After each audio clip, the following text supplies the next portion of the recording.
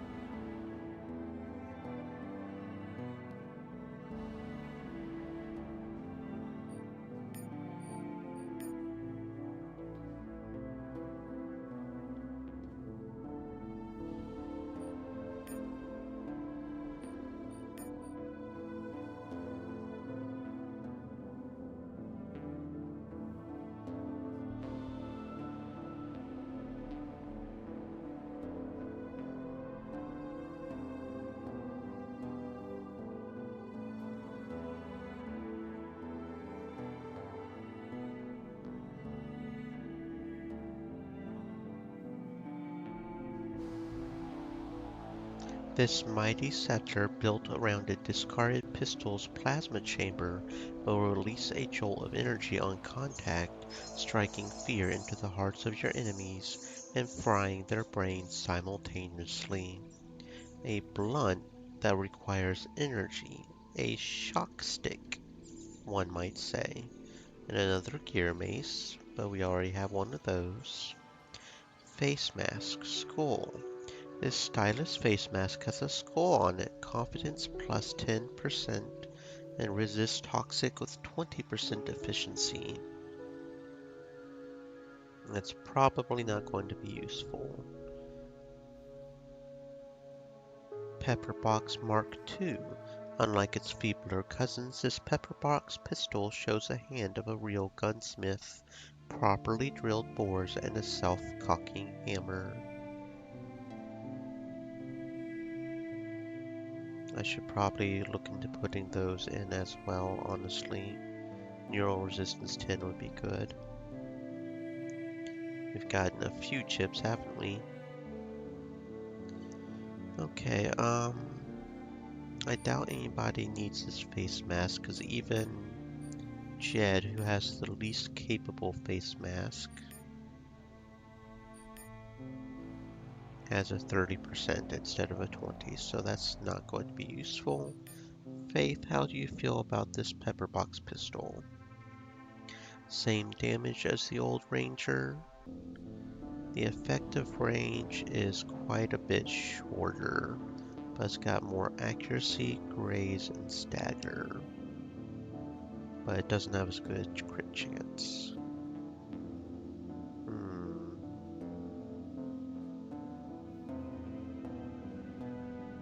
That literally halves the effective range, which kinda don't like. So I think I will pass on that. Which means we got literally nothing from fighting those guys, apparently.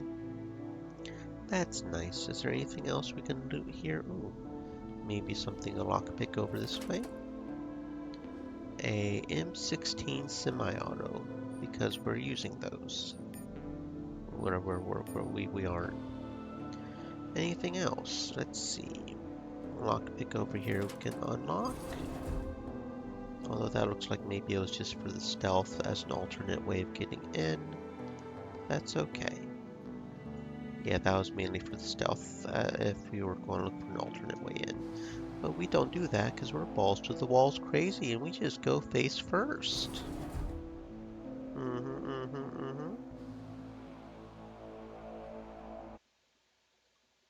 Oh, Twitch, you twitchy thing. Stop being silly. There we go. Okay. I should probably go turn in those Psyker Brains too, since we've got all of those. Hank, we handled it. Thank you, says the Scav, handing you the disruptor he promised. This handy zapper releases an electric charge whenever someone makes physical contact, temporarily stunning your attacker and disrupting their train of thought. Of course, you need to plug it into a distortion field handheld generator, but that's a different story. Well, we've got one of those, so that's not a problem. And the only one using it is Uriel, but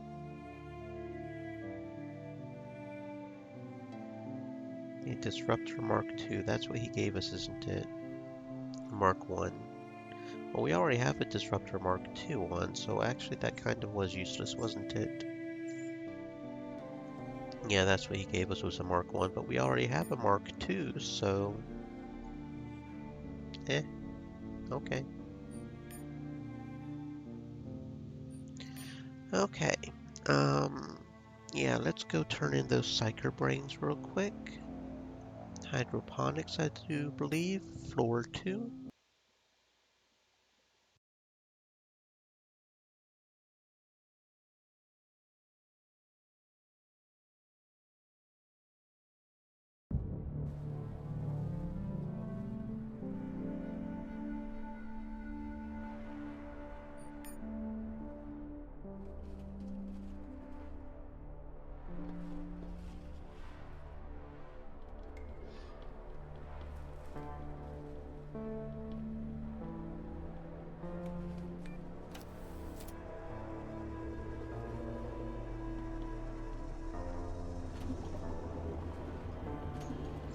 question, smiles the woman.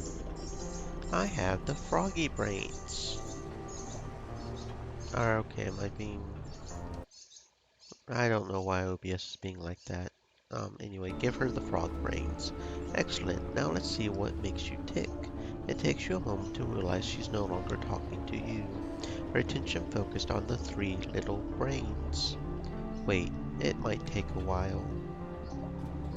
Not as exciting as I hoped, but I think you'll find it very interesting. She shows you a small syringe half filled with a translucent liquid. This mutagen is too weak to do anything on its own, but when mixed with a stimulant, suffice to say your body will react much stronger to such stems in the future. So let me see if I get it straight. You will inject me with something you just cooked, and if it doesn't kill me outright, the stems will be more effective. It won't kill you, says Marianne. At least, I don't think it will. And yes, your body will react much stronger to the stems of your choice. I can only bind the mutagen with one type of stems, but there might be some side effects. Side effects? Nothing you can't handle? The benefits are well worth the risk. Well, if I bring you more frog brains to get another extract, it will kill you, says Marianne with deadly certainty. Fine, let's do it. For science and the greater good. For science and the greater good. Regen. You don't feel any different. Regeneration is increased by 1. Okay, cool. And we are officially mutants at this point. Hoorah. Very nice. So what quest do we have? Travel to the habitat for the Holy Grail. Aren't we in the habitat right now? No, we're in hydroponics. Where is the habitat, I wonder? Confront Jonas at the crossroads.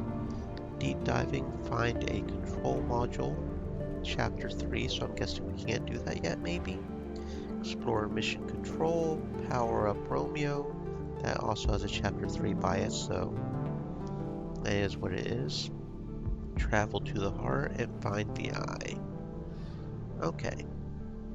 Let's see, what are we going to do next?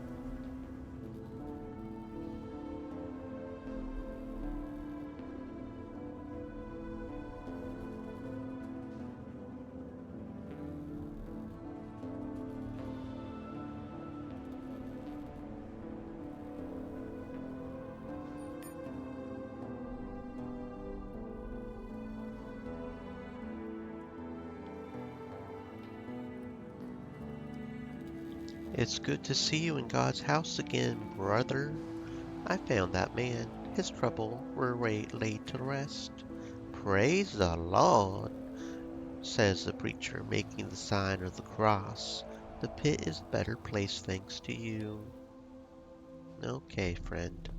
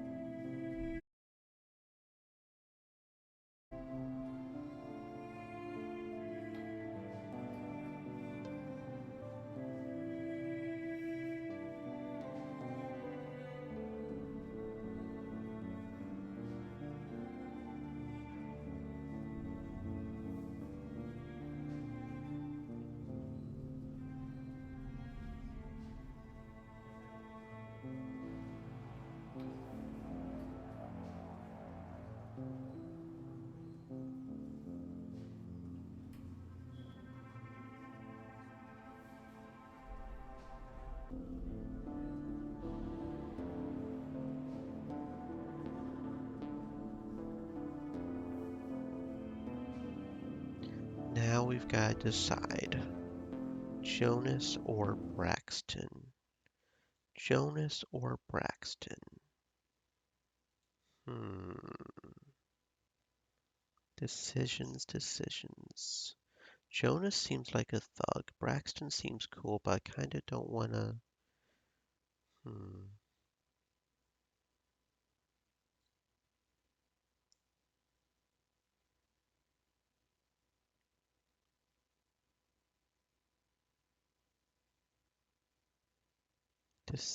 Decisions.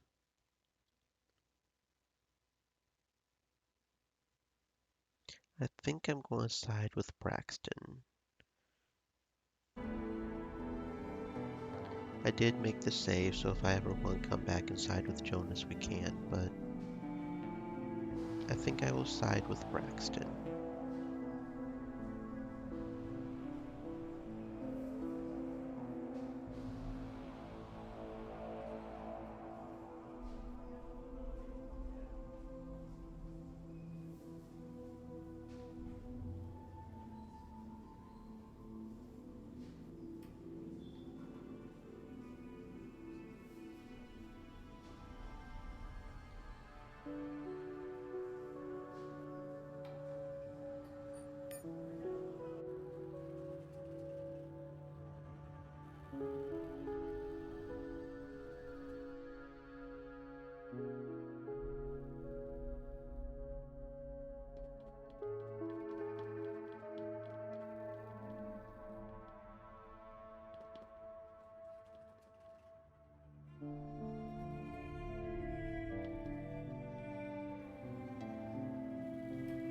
For a scavenger, Jonas Redford was more successful and more ambitious than most.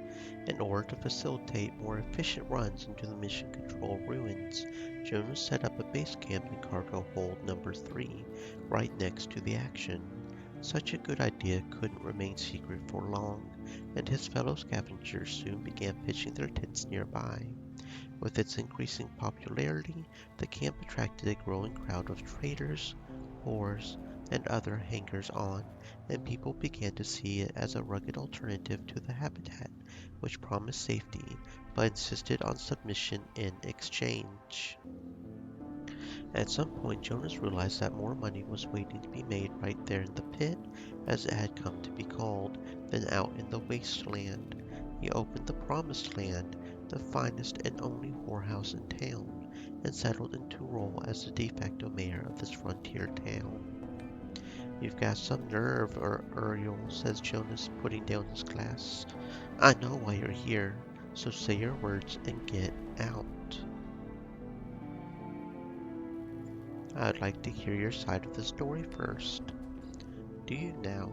The only reason you're still breathing is because Braxton expects me to kill you, and I'm not going to do this bastard any favors. But if you think I'm going to explain myself to you, think again. Your men would have killed Abe if I didn't step in." "Says who?" asked Jones, waving away. "As far as I know, they were gunned down before they did anything. You killed them for what they might have done, and you know it. You weren't there. That kid was a second away from pulling the trigger." "Now that's interesting," says Jonas, squinting at you. "I sent 2 men to force Abe to pay what he owed me for hiring the regulators. One man was in his 50s, the other was about 45. Which one of them would you call a kid?" "I know what I saw." "What did you see?" "2 men who claimed to be working for me." "You know, I've got to hand it to Braxton. The man knows how to put on a show." "What are you saying?" "I'm saying Braxton played you like a fiddle. I'm guessing you're here because Braxton suggested it, which means he wanted you to warn me. I think I see where he's going with that. So tell me, Uriel, you still with Braxton, or are you having second thoughts?" "Well, that's interesting. Well, at the same time, you're extorting people and being a brute, so... Braxton is the man this town needs right now." "All right," nods Jonas, seemingly unconcerned. "If that's how you want to play it, leave while you can. You can always die a heroic but pointless death later." Okie dokie, so yep, we're siding with Braxton. He maybe manipulate us, which doesn't feel good, but considering the politics of this, I can understand why he's doing that a little bit. Because he doesn't want people to be too... But at the same time, we do need at least a little bit of law and order, because things are getting a little too crazy. So, um, let's see.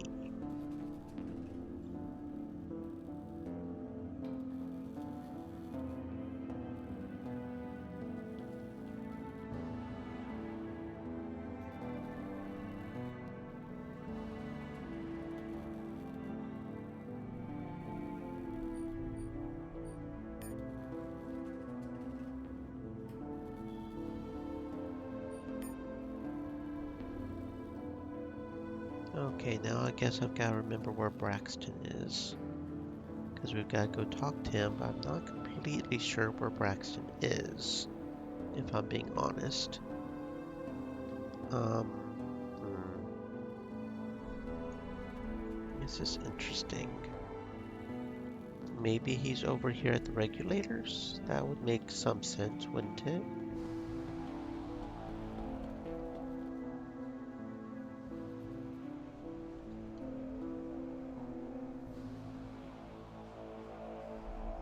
Maybe. Hmm.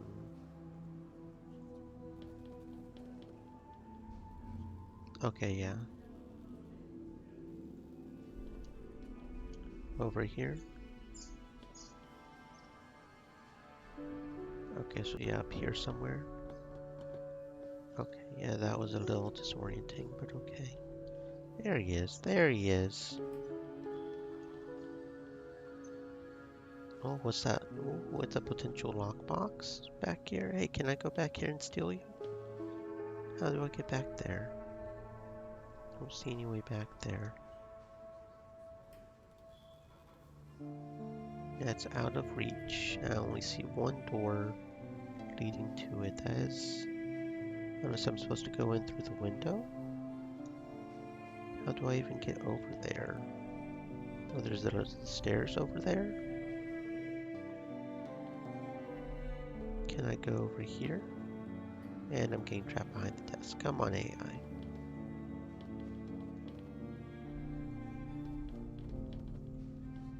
No, no.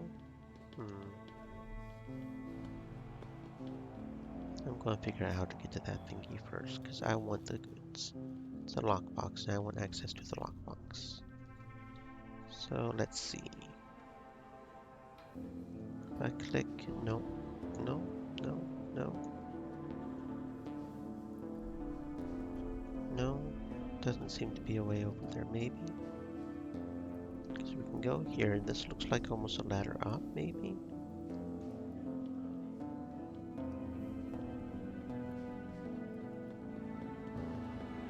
And if that was a window to the one side, we could go up that way, right? But no.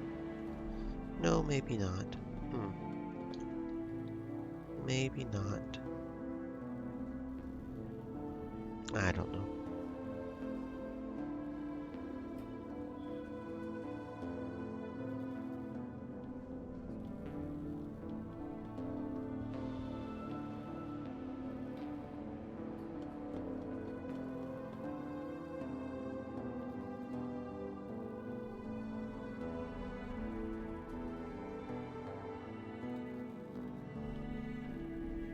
Foxy Mother Lily Marianne said, "Boo."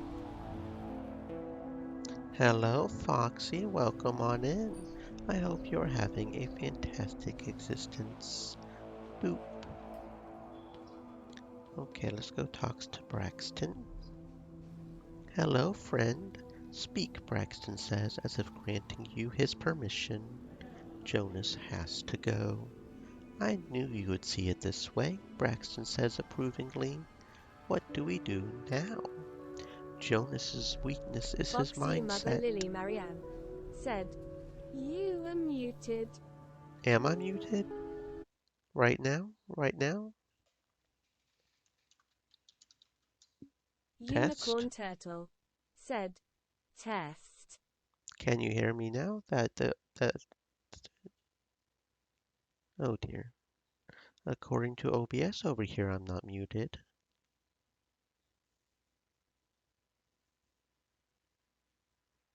The Mikey thing is going up.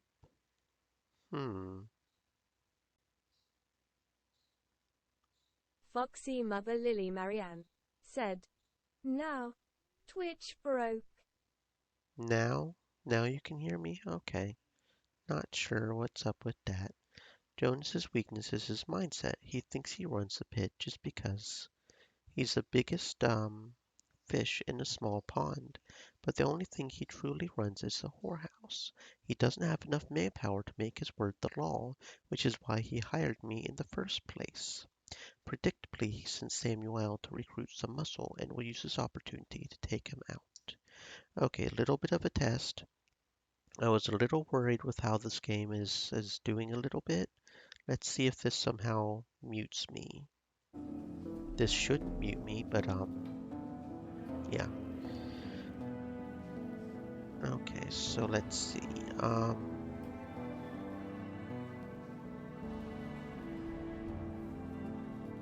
Samuel, Jonas's enforcer. Samuel has been with Jonas from day one. He's the pillar of his strength and the only gunfighter worth a damn in his crew. He sees you coming, you'll be dead before you can blink, so taking him by surprise is your only chance. Any suggestions? Talk to Manny over at Camptown. He's the man to see if you need disposable gunners in a hurry. Okay. Go talk to Manny in Camptown. Let's see if I can go find Manny. Manny's the man to go talk to. Let's see, is there anybody named Manny around here? Oh, Manpower. Is that you, Manny? That is Manny over at Manpower Staffing Solutions.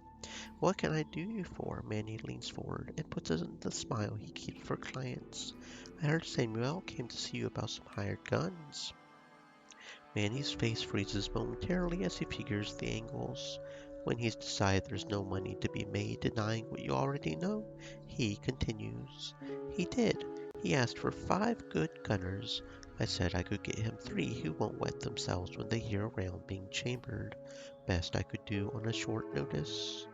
Where can I find him? Warehouse C9. It's in the outskirts, he adds helpfully. How do I know I can trust you? I'm a businessman. Manny's happy grin grows fractionally wider. What profit is there in lying to you? If Samuel kills you, what I figure to be the likely outcome, he owes me a favor. If you get the drop on Samuel, Captain Braxton owes me a favor. Simple. I could really use a little something extra on my side. For instance, those gunners you offered Samuel. No thanks. I'm what you call a neutral party to this event. If Jonas comes out on top and discovers I supplied firepower to the other side, well, it would be bad for business, because I would be dead. You really think he can beat Braxton and his regulators? Listen, Jonas ain't gonna fold just because Braxton shows up with more guys. This is Jonas's town, understand? That man snaps his fingers, he can produce 24 regulars without getting up from his couch. We don't have Streetwise 3 or Persuasion 3, so we're not going to be able to do either of these. But we're going to try for the EXP. Is that why Samuel's scouring the decks for any prospector with a rifle to help out? Giving Samuel more men just means more bloodshed for the same outcome. Jonas is finished. I ain't taking sides, and I won't say it again. Okay. Well, let's go kill Samuel, I guess.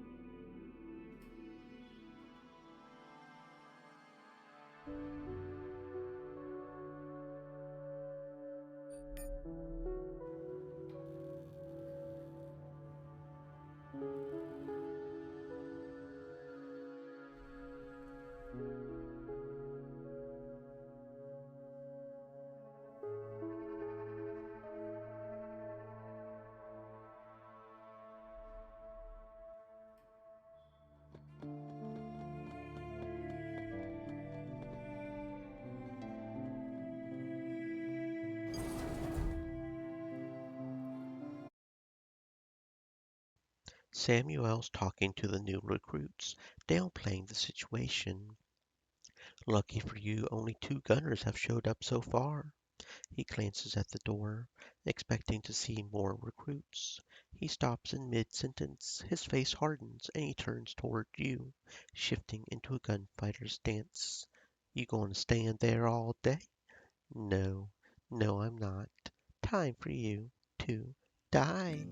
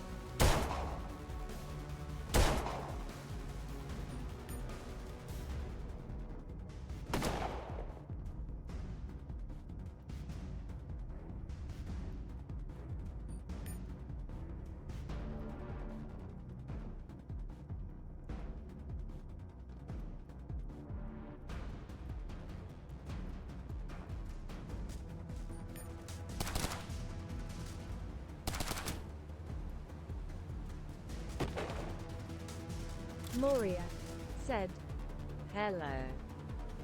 Hello, Moria. Welcome on in. I hope you're having a fantastic existence.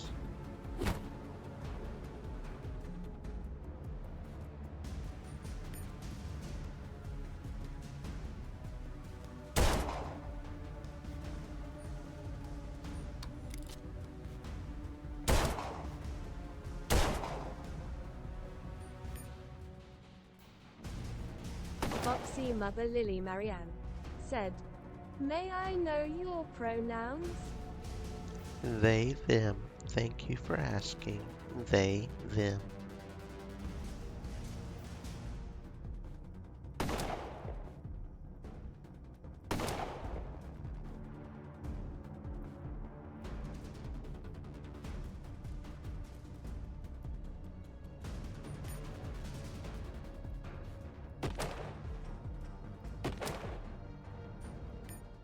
Foxy Mother Lily Marianne said, can I call you a princess? If you really want, I'm not sure I'm worthy of such a title. I mean, I'm not that graceful. But, sure, if you want, we can be the underwater princess in, the lake. Let's see, anything good from these guys? Ooh, look at that, an eye implant. It's broken, so, we would have to fix it, and we don't really have the things to fix it, but good to know. Let's see, anything else worth gathering? No? Okay, definitely have to heal up. Faith got pretty hurt there. Okay, and Jed did too for that matter. So let's see. How many points off are we from only using 2?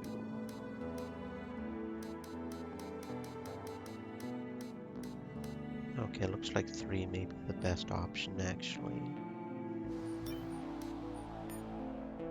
Yeah, that's only 3 difference, okay. There we go, we handled that without too much problems. Looks like we have some feats we can assign now too. Let's see. Faction standing. Yeah, we've lost a little bit with the Brotherhood, but we do have a little bit of support with the Church now. So that's interesting. Okay, who has a feat point? Ah, Faith. Okay, let's see. What feat do we want for her? She's mostly our skill monkey, so let's see. Maybe Tough Bastard. She does seem to have pretty low health. Where's her health stat at?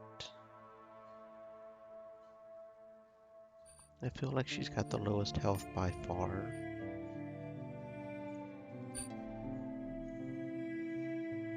Yeah, by quite a lot, because I have 70, Jed has 50, she has 38. That's a whole 10 lower than even Evans.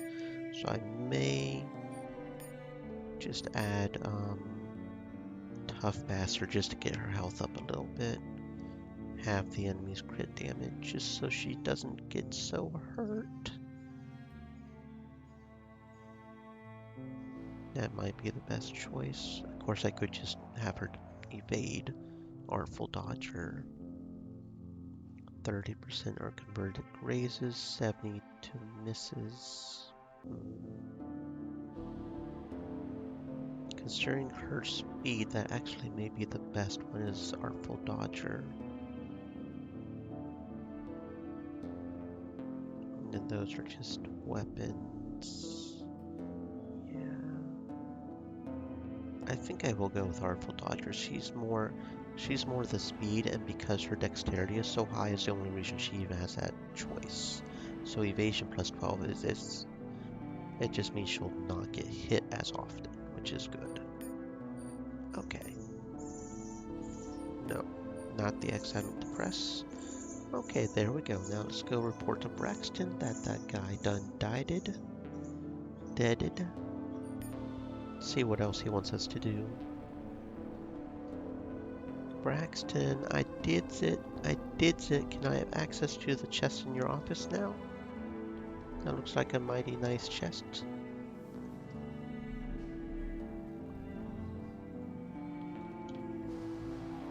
Speak, Braxton says, as if granting you his permission. Samuel's dead. Good, Braxton gives a sharp nod. That man's been nothing but a thorn in my backside from day one. With him off the board, Jonas will have no choice but to beg help from Mercy. But what he's going to find out is you made a deal with her first. Get her to close up Camptown tighter than the gun priest's sphincter. Then Jonas can forget any last-minute reinforcements. We can handle the mop-up ourselves. Mercy's too loyal to switch sides. Mercy's been loyal to Jonas, but if I'm right, she expected something more than a pat on the back for her loyalty. She runs the biggest crew in Camptown yet, nothing to show for it. And if she turns me down, I really hope she doesn't. A woman of faith could be a great asset to our cause, but if she lets the devil lead her astray, do what needs to be done. You want me to kill a woman of faith? Okay, down with religion. Oh dear.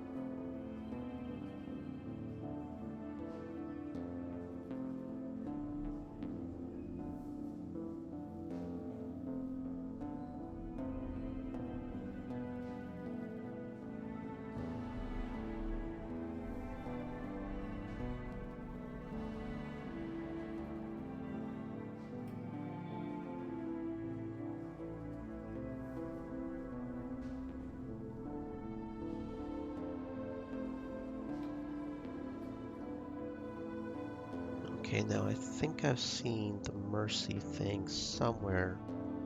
It was like on a staircase leading up somewhere. Yeah, right there. Lord's Mercy. So is that? Yeah, that's Mercy's guard. Okay. So we should probably fast path to the engine fuel. That sounds like a good idea, and go over here. Hey, we just want to talk to Mercy. Is Mercy expecting you as the guard, taking a break from daydreaming? She'll want to hear what I have to say. Okay. Lord's Mercy was her given name.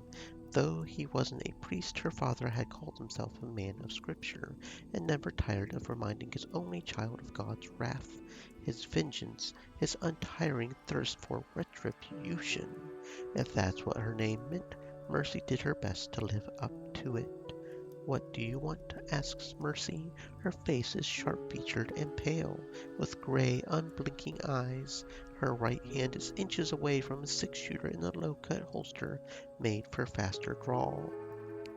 Captain Braxton has a proposition for you. They say the regulators killed 2 of Jonas's men today, says Mercy, watching your face. Since Braxton is knocking on my door instead of trying to assure Jonas it was a misunderstanding, I assume he wants me to back him up in the upcoming fight. Sounds about right.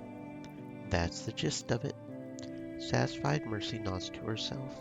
So either I play the long game and bet on Braxton, or I take your heads to Jonas to be rewarded for my loyalty.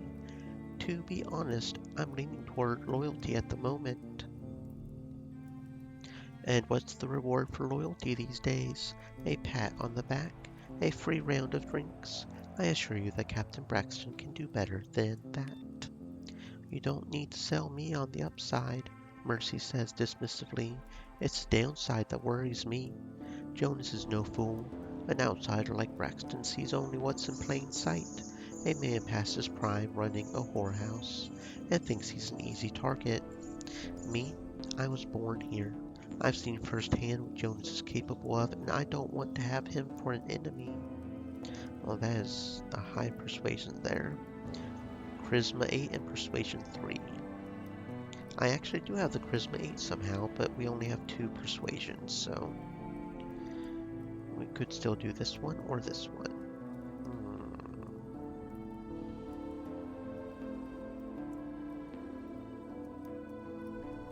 Jonas is done one way or another. I'm sure he can handle the local thugs, but do you really think he stands a chance against the church? Braxton's done with the church. Everyone knows that, says Mercy, narrowing her eyes. Her fingers seem closer to the gun than they were a second ago.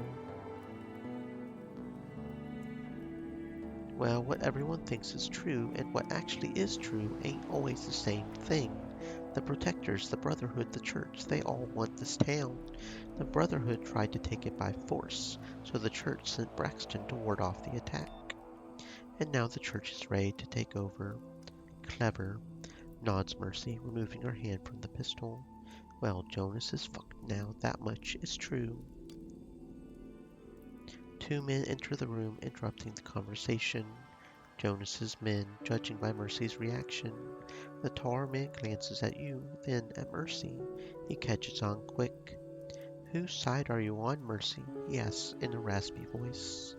Wait for her to answer. With Jonas, of course, says Mercy. Just because I'm entertaining visitors doesn't mean I'm entertaining their offers. Oh, then all of you can just fucking die.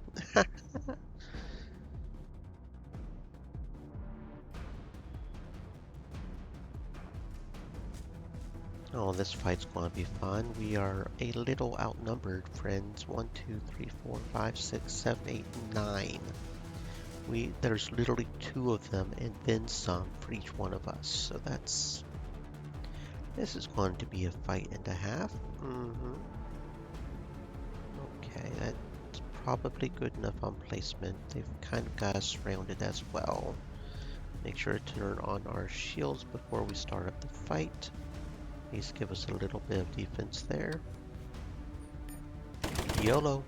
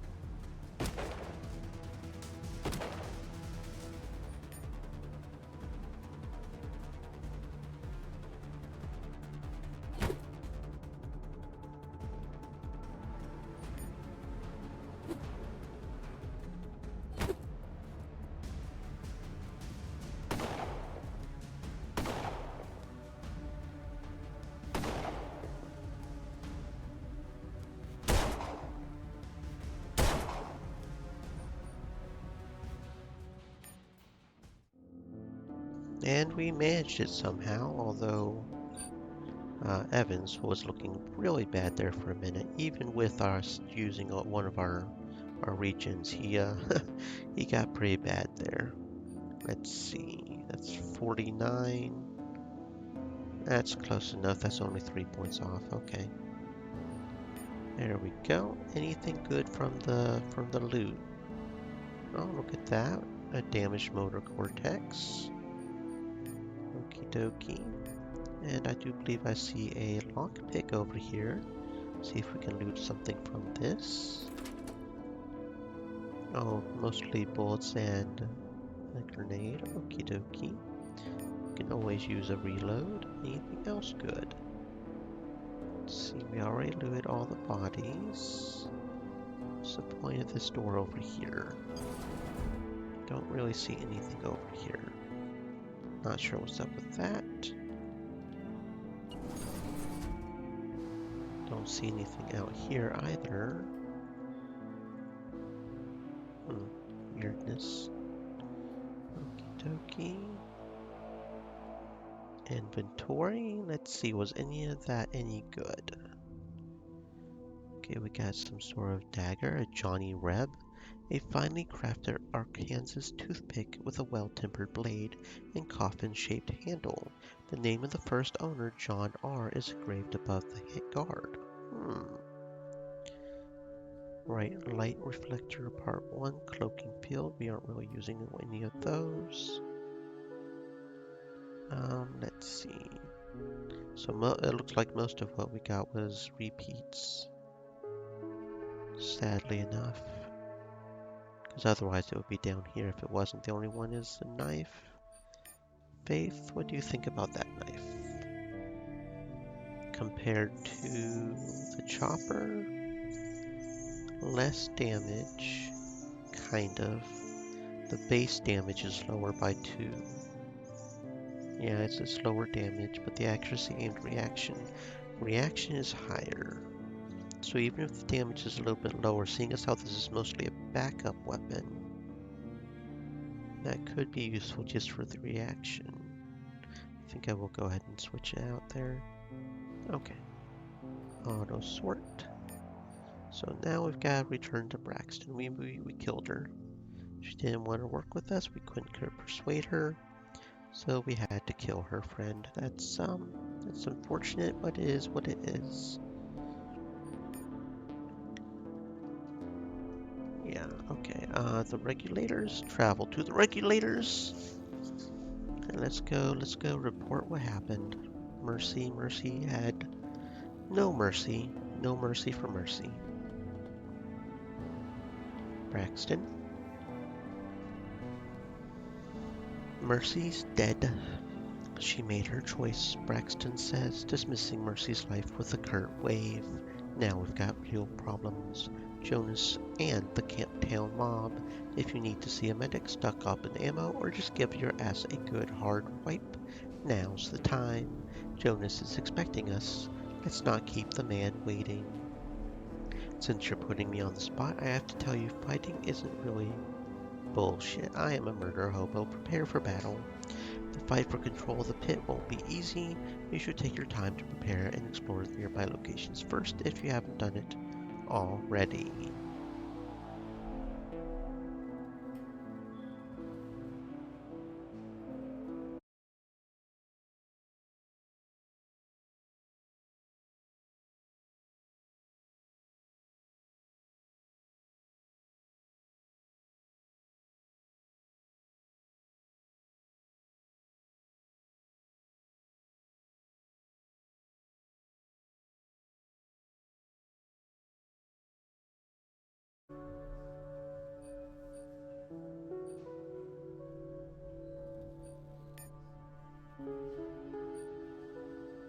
And it looks like we have another feat available for Jed. Let's see, what do we want to do for Jed? He's got pretty good health, I think. Maybe Artful Dodger just so he doesn't have to get hurt. That sounds good. Artful Dodger sounds like a good thing to have.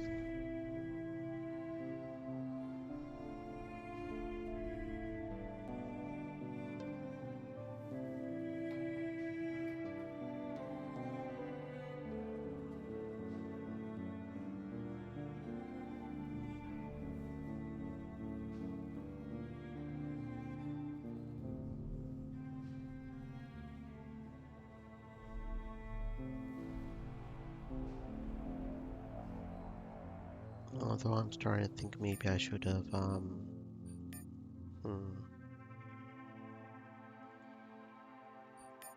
done something a little different there.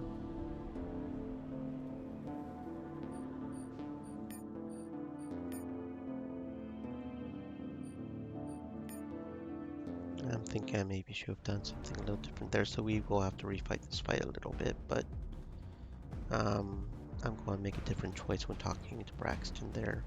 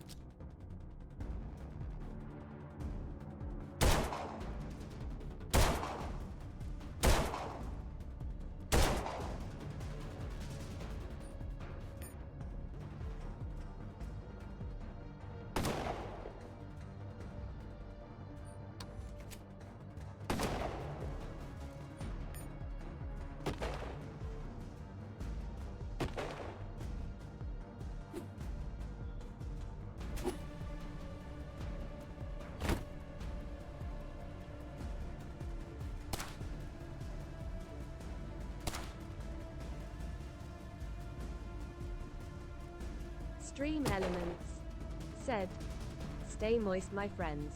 Hydrate."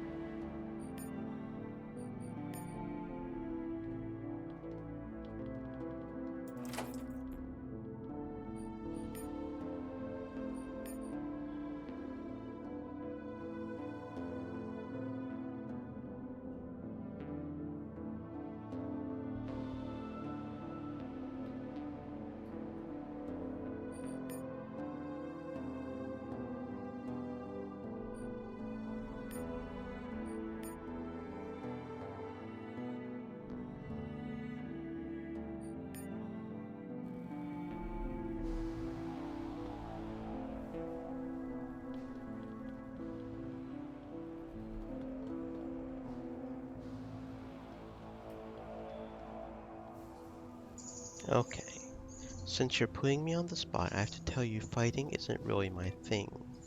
Shit. I need someone to seal Camptown up so tight a stray notion couldn't get through. I'm putting you on that gate. If it's breached, they better be wiping their boots on your corpse. You hear? The fight for control of the pit won't be easy. Okay.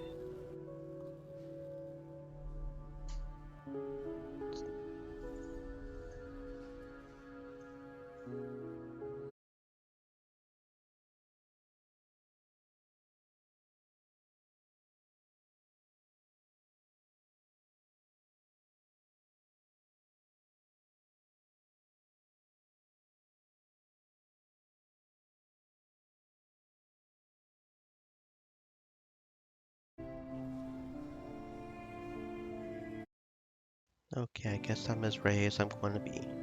I'm ready, Captain. Let's storm the saloon. Jonas Redford has been charged with many crimes, says Braxton, the amplifier carrying his voice across the square. If he surrenders, he will stand trial and defend himself in court against the charges. We will provide full support and assistance to the officer appointed by the town. He points at you, who will negotiate the terms of Mr. Redford's surrender. Okie dokie. And we're just starting off in the fight, apparently. We've got Martinez over here, I guess. And we got a whole bunch of people. Okay, so Faith, turn on the energy shield. Evans should probably be more in the back. Actually, over here, go ahead and do that. Jed, you have the shotgun, so you need to be more in front. Since you've got shorter range.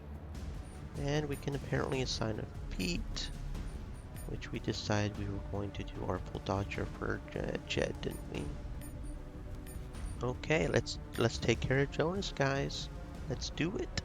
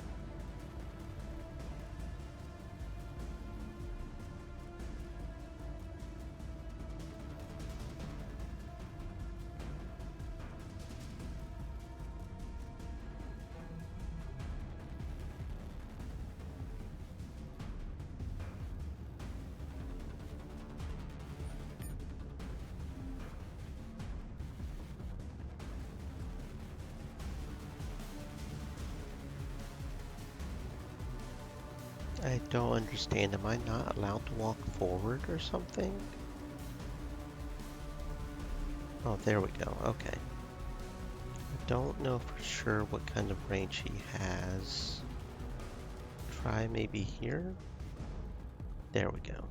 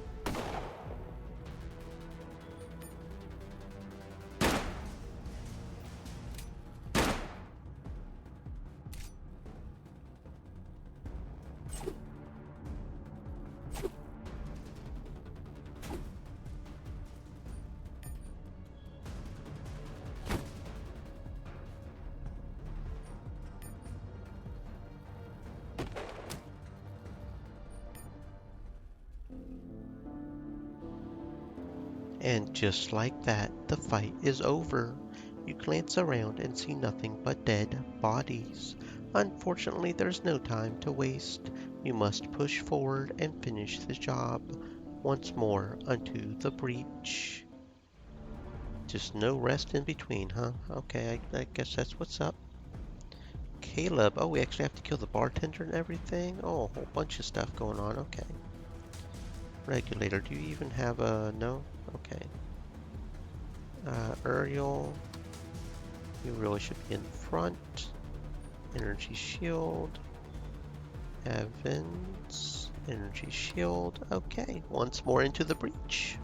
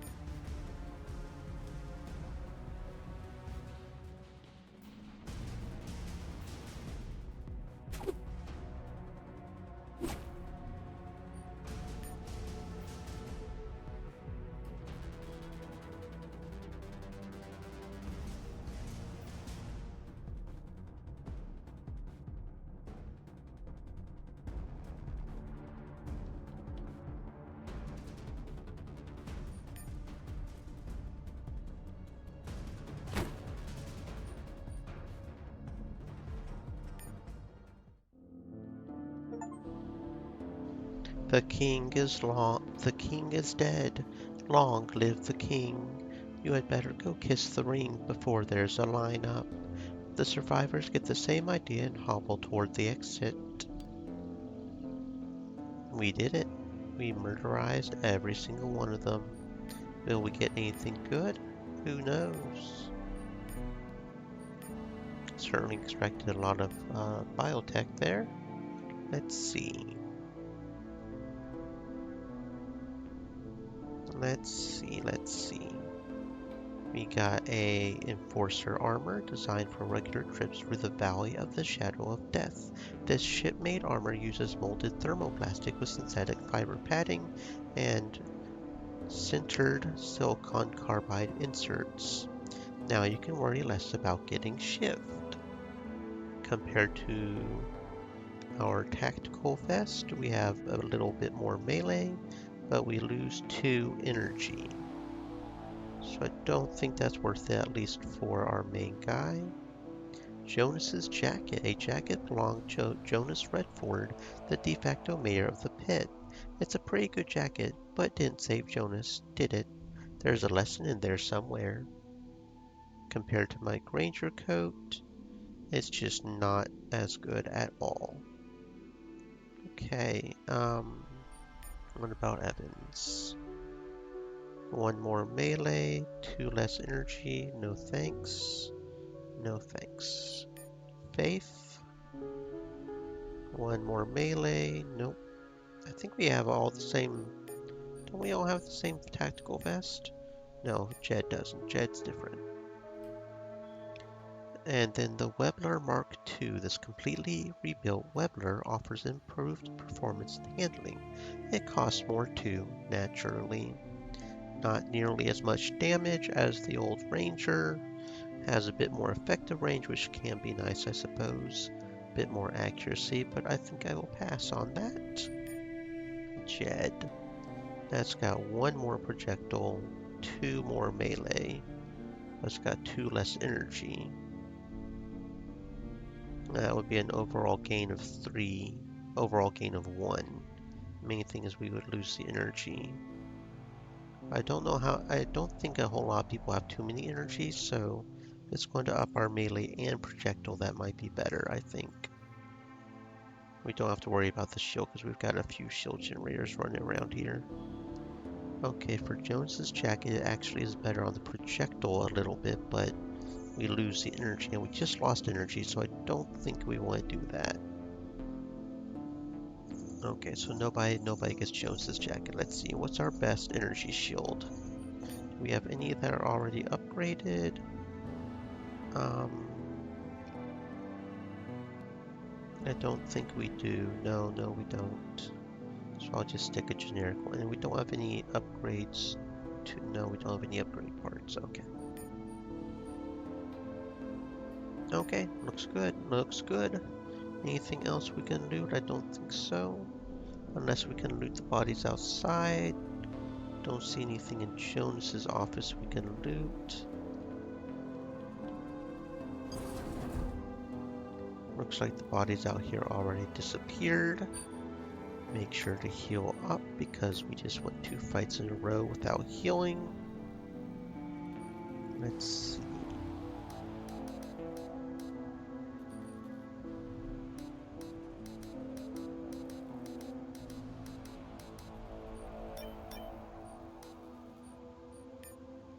Okay, so how many more off are we from using another one? That's 15, 21, that's 5 off, so I think I'll pass for now.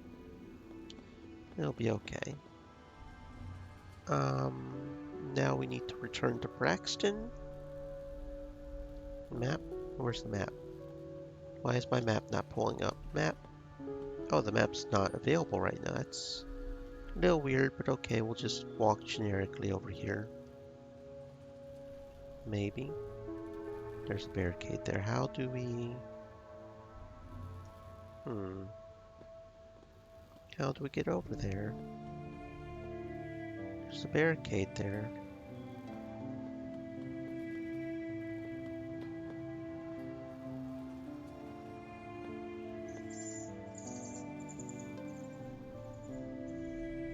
can't access the map. Do we just have to walk down over here, maybe? No, there's a barrier there too. Um, okay, how do we leave?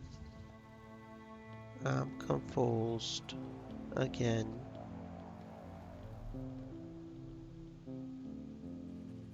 Can't interact with any of that.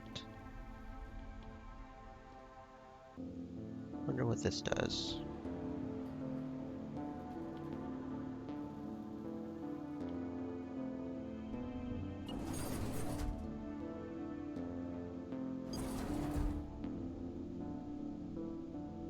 Target is out of reach. It's right there, but okay.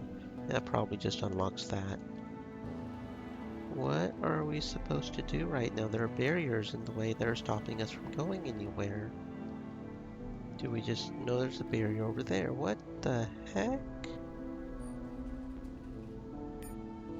I'm confused. We can't go anywhere. The map's blocked off. We can't interact with anything. Oh, okay, okay, I didn't see that thingy there. Okay, there's some squares right there where we return to Braxton. Okay. It's over, Braxton says with an eerie calm. He gazes around him at the dilapidated settlement, seeing perhaps a distant, prosperous future, or maybe just years of work. We won. Your bond with Evans grows weaker, but faith grows stronger. Guess you could say that. Now what? Now we can begin on the real work, Braxton says. Tomorrow we'll post a set of laws and broadcast them over shortwave on the half hour. Any transgressors, anyone who chooses anarchy over order, will be dealt with swiftly and in a manner that leaves no questions, either from citizen or criminal. Cool the wolves, save the flock. And then? And then this little town is going to grow. The rule of law brings security. Security brings quiet, peace, prosperity. That's what we all want, isn't it? Everyone but the outlaw, and the day of the outlaw is over here. What kind of laws are we talking about? We'll start with no stealing or murder. How's that set with you? Braxton is plainly irritated with all the questions. Laws all good folks know without being told. Of course, the regulators can't do their job without everybody walking around kid out for a fight, so the people will have to disarm. We took a beating protecting this town against the Brotherhood and Jonas's thugs. We'll need to rebuild and quick before the Brotherhood rallies for another swipe. I'm certain that anyone meriting the title of citizen will be glad to contribute to the war chest. You mean tact. Okay, and now I suddenly hate you. I mean whatever I deem necessary to ensure the future of my town, Braxton says in a voice like cold steel. The Brotherhood will be back. We both know that. We can either defend ourselves or let them take everything from us. Now what kind of choice is that? How did you stop them last time? Last time? Braxton smiles without mirth. Last time I had twice as many men and enough ammo to start another mutiny. Jonas's irregulars were there too, helped us hold the line. But it was the protectors really reined in those bastards. Without them, it would have been a complete wipe. You see what I'm getting at here, partner? We need allies. We need to strike a deal with the protectors without handing them the keys to the kingdom. They need to see us as an important ally, someone that for appearance's sake remains independent, yet has their full backing against the Brotherhood and the Church. I gotta stick close here, reassure the people, and get started on the next stage. Think you can handle the protectors? I'll do my best, Captain. I almost forgot. Braxton pulls out a regulator badge and gives it to you. You've earned it. It's going to open some doors for you, so keep it close. Salute and leave. What the hell did we do? Asked Evans. Braxton's throne speech must have left a strong impact on him.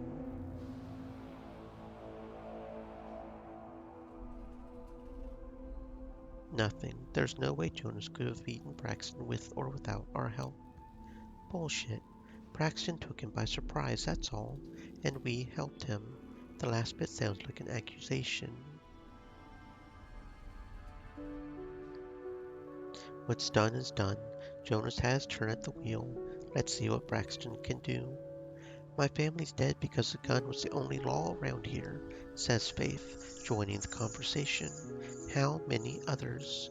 We helped put an end to that. They're dead because your father made a shady deal that went bad. There's no reason to punish the whole town for his mistake.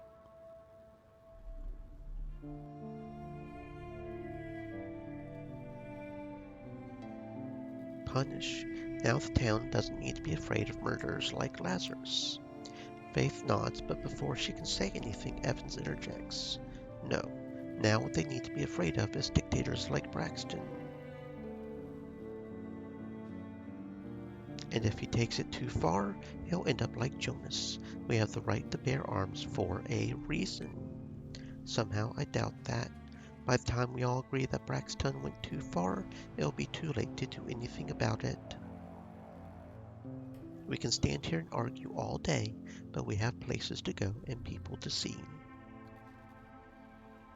I empathize with what you're going with, friend, but what's done is done. We took a side, for better or worse.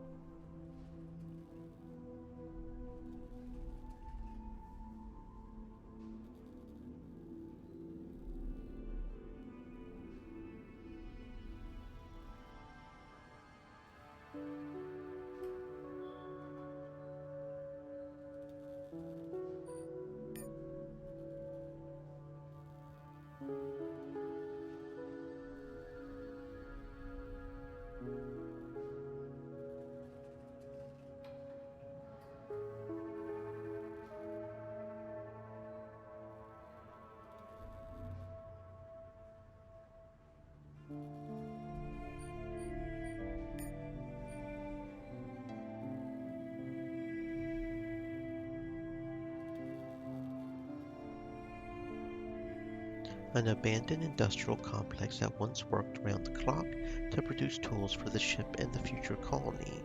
Why squander your precious shekels on second-hand Earth machinery when your captive workforce will have 300 years to manufacture everything you need? Traveling to the factory.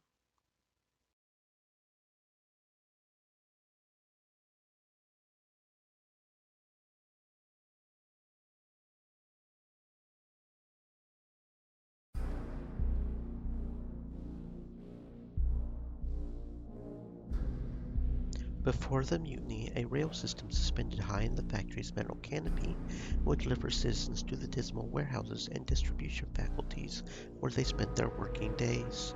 Not surprisingly, that's where the revolt started, quickly spreading throughout the ship. The factories were looted and stripped for parts, the railway blown up to cut off the mission control from the habitat and prevent reinforcements from pouring in. Within a few decades, the factory had been mostly abandoned until growing trade between the pit and the habitat turned it into a new Silk Road. With the train overpass lying in ruins, slow-moving traders carrying valuable relics of the past, looted in the wasteland, quickly became the target of gunmen eager to relive the traders from their cargo and lives.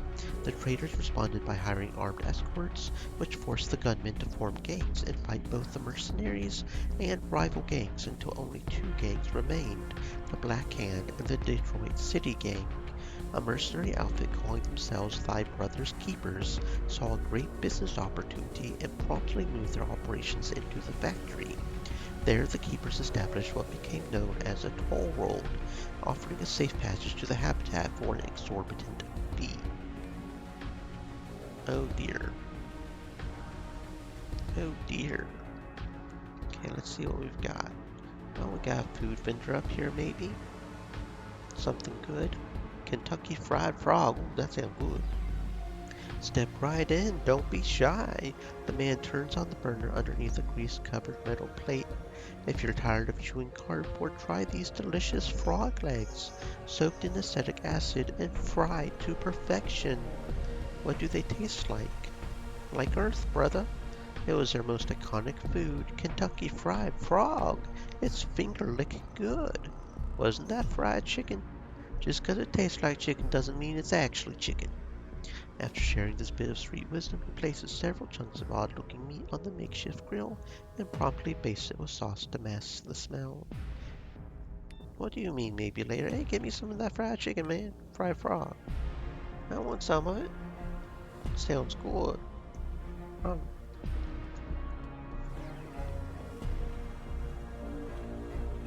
Traveling to the habitat, the greeter gives you a quick once-over. We can take you there. For a price, of course. Who's we? Thy Brother's Keepers, he says with pride, pointing at the faded insignia on his jacket. We'll keep you safe as a babe in her mother's arms. You won't even know you're traveling through the most dangerous zone on the entire ship. How do I know it's as dangerous as you say? Maybe I should take a look for it myself first. Oh, it's dangerous, all right, he says in a matter-of-fact way. A year ago, you could get by with a guide. Now it takes an armed escort to keep those thugs at bay. They even had the audacity to attack one of our forts a couple of weeks ago. You built forts down there? Yeah, we did. Without fortifications, we would have been overrun a long time ago. The road goes over the roofs of the factories and warehouses, so we have the high ground, but that's not enough. I know folks think we charge a lot, but it costs a lot to keep the way safe. Why doesn't the habitat clean up the factory? You can ask them when you get there, he smirks. My guess is a bit of chaos out here makes the habitat look like the safest place on the ship. Hell, I doubt they would clean the ship even if they could. Where do all these raiders come from? Where do cockroaches come from? I don't know much history, but has there ever been a shortage of scumbags looking for easy money? These creeps were preying on traders taking their goods to the habitat long before we got here, and when we built the road, it took a big bite out of their business. Back then, they were 8 or 9 small gangs, stumbling around with pea shooters. Now there's just 2 gangs, but with enough firepower between them to start the next mutiny. How much? For a lone traveler or two? Too much, unless someone else is footing the bill. Too much risk on our end to make a full run for a few grand. I'm running an errand for Braxton, so he's footing this bill. And it will take us 3 months to collect, mutters the greeter, the smile disappearing from his face. Enjoy your trip. The metal doors slide open, inviting you in. Okay, friend. Elevator. Crossing the factory isn't an easy journey. Who knows when you might be able to return? If you have any unfinished business in the pit, take care of it now. Oh my. Chapter 2: The Habitat. While exploring the armory, you discovered a strange machine stored away for the future colony. Old Earth tech is always in high demand on the ship, and you suspect that with the right buyer, this hunk of metal could set you up for life. The place to go for answers, and a buyer for something this big, is the Habitat, a multi-deck city in the middle of the ship. Okay. We took the elevator, right? So where do we go now? Where do we go now? Over this way, I guess. The map is a little weird.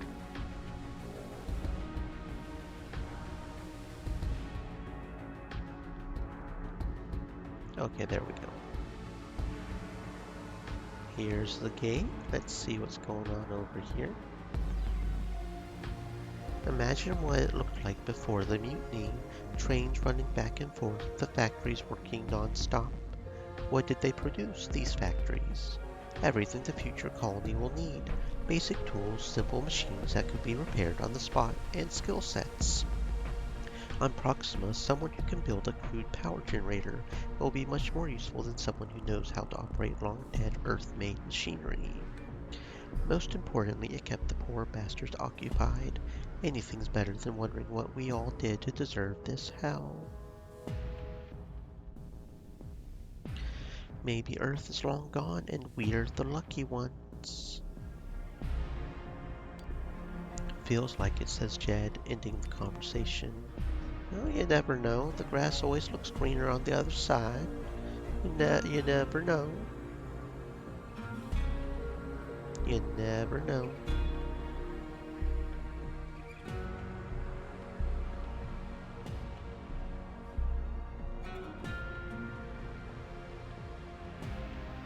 First time? Asked one of the keepers. Haven't seen you passing through before. First time, yes. You gonna love the habitat then. It's like one of the megacities from the stories. Hard to go back to your old life after seeing how we were meant to live. I've heard it's half destroyed. Says who? Those cargo rats in the pit who've never been there? Sure, the habitat took some damage during the mutiny. And maybe after it too, come to think about it. But it's still the grandest fucking thing on this ship. A testament to our inability to get along then. It ain't our fault. Ever heard the tale of the Bible Tower? Once upon a time, all good Christian folks gathered to build a mighty tower for the glory of God. The tower was meant to be a beacon for the faithful, seen from any corner of the earth. But the devil would have none of that, of course. They were one people back then and worked together as one too, so the devil started whispering in their ears. A word here, two there. Before you know it, everyone had their own idea of how it should be done. They started squabbling and fighting, and soon the work was abandoned, the tower forgotten. Sounds familiar? So nobody should have their own ideas. You being funny? Have as many ideas as you want as long as they affect nobody but yourself. It's when you start having ideas of what other people should be doing when troubles start. Speaking of, what the hell happened in the pit? Not enough containers for everyone? He grins, enjoying his own humor. Jonas and Braxton had different ideas on how to run the town. Town. You cargo rats are all the same. You think they'll ever stop fighting? In the habitat? Don't see how. It's not like they can shake hands and let them bygones be bygones. Can't do much when one side believes in one thing and the other side in the exact fucking opposite, can you? Maybe the ship authority had the right idea. Keep everyone in line, at least until we arrive. How long have you been with the Keepers? From the very beginning. We worked security at Mission Control. What's left of it anyway? Plenty of folks looking for easy money. Prospectors and gun thugs alike. You see, when a prospector develops a sudden urge to head back to town, he might as well be wearing a sign. I found something valuable. Come and take it. He travels alone. His chances are 50-50 at best. He hires a security crew. He might actually make it to town. It's a delicate, whatchamacallit, ecosystem. The rich is waiting within attract prospectors. The prospectors attract gangs. The gangs create demand for security. With me so far? Now what happens when the riches dry out? It all falls apart. The prospectors move on, then the bandits, and nobody wants to pay for security. Not that they have anything to pay with. Around that time, growing trade between the pit and the habitat started attracting all kinds of scum. Traders started hiring armed escorts, but an escort won't do you any good if you're taking fire from above. It has to be the other way around. He points at the walkways connecting the forts. When Stanton caught wind of it, he smelled opportunity. Streets paved with gold, he said. We lost a third of our men just to carve out a small foothold, which got us nowhere. So we left the rubble-choked rail level to the gangs and secured what's left of the rail overpass and the key buildings. The rest you can figure out on your own.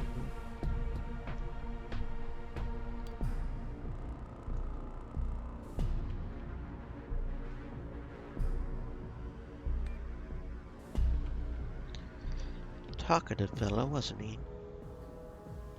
Welcome to Fort Stanton, says Thomas Stanton, spreading his arms as if to embrace you. You're safe here, so please enjoy our hospitality before continuing your journey. Sergeant Smiles here. He points at a dark-haired woman with a seemingly permanent scowl on her face. Will be your personal guide until you reach the habitat. How long is the journey? A few hours, maybe longer if you stop for sightseeing, smiles Stanton. Is it dangerous? Nothing to worry about. Our forts are unassailable. The Black Hand and Detroit City thugs have learned it the hard way. We hold the power here, not them. Detroit City. See that old train station in the distance? That's Detroit City. Each station was named after a great Tyran city, but Detroit's the only one that's still standing, like a natural castle on a rock. And the Black Hand? They hold the other end of the factory, well fortified and well supplied. Otherwise we would have forced them out by now. I wouldn't be surprised if the Brotherhood is backing them, rotten fucking bastards as they are. Our route will take you far away from their base, so you don't have to worry about them. We'll keep you safe and sound, you have my word on it. Sounds good. Meet me at the gate when you're done. Okay, Smiles.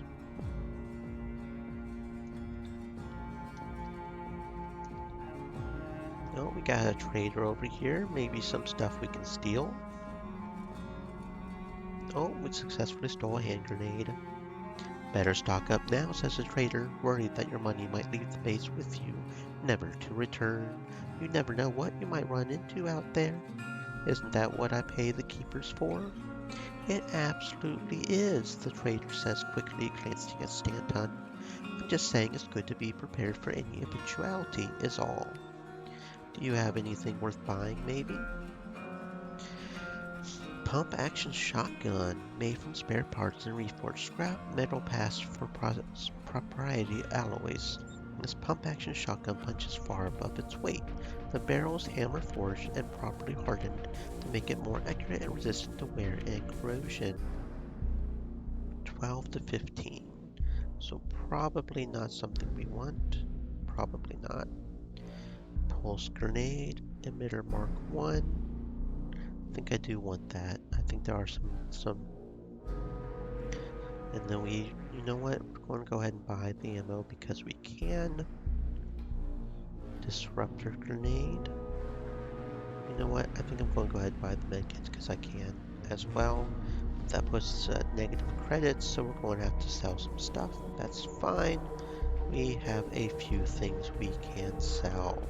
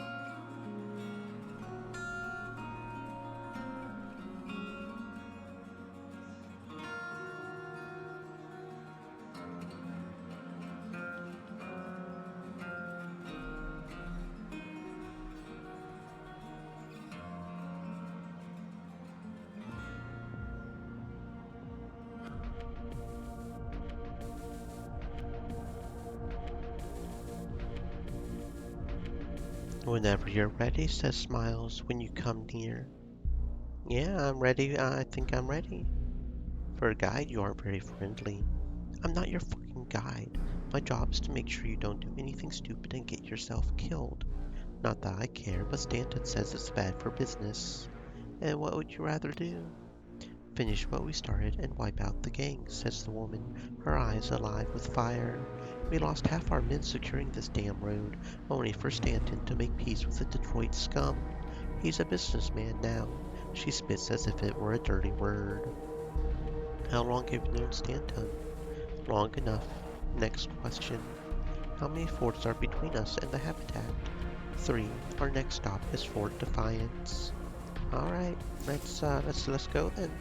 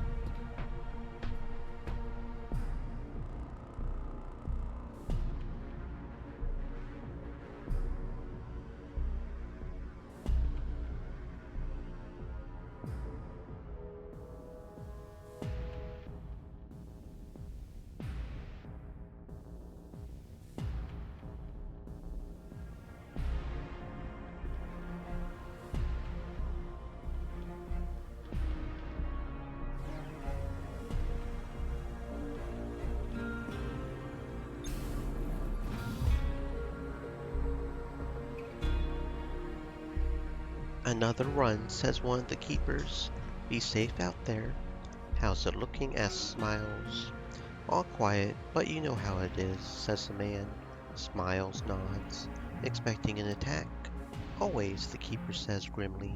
If they could, the Black Hand and the Detroit City would wipe us out in a heartbeat. So we guard every inch of the road to deny them the opportunity. They hate you that much?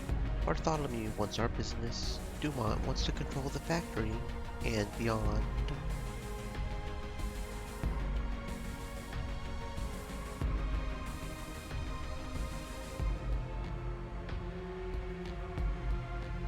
A single surveillance monitor is all that remains of the ancient control panel. The rest has been stripped for parts a long time ago.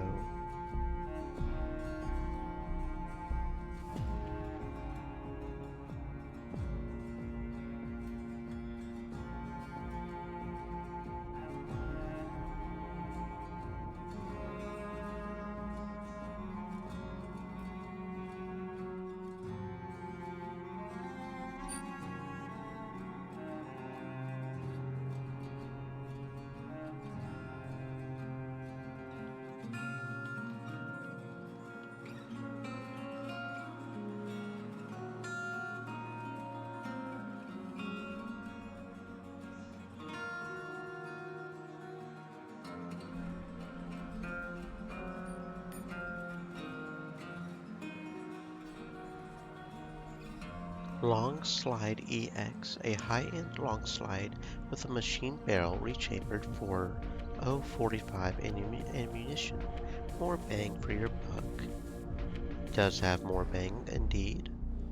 AP cost is a little higher, effective range is also higher. Ammo's a little low, but the reload cost is lower. It's got a whole bunch of better stats. The only thing that isn't better is reaction. I think I'm okay with that. That looks like a generally better weapon. All we had to do was steal it, so isn't that nice?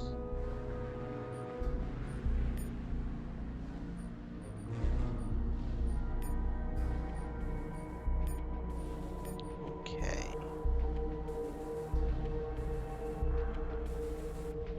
A barricaded door, the walkway behind it destroyed. Clearly the keepers don't want to take any chances.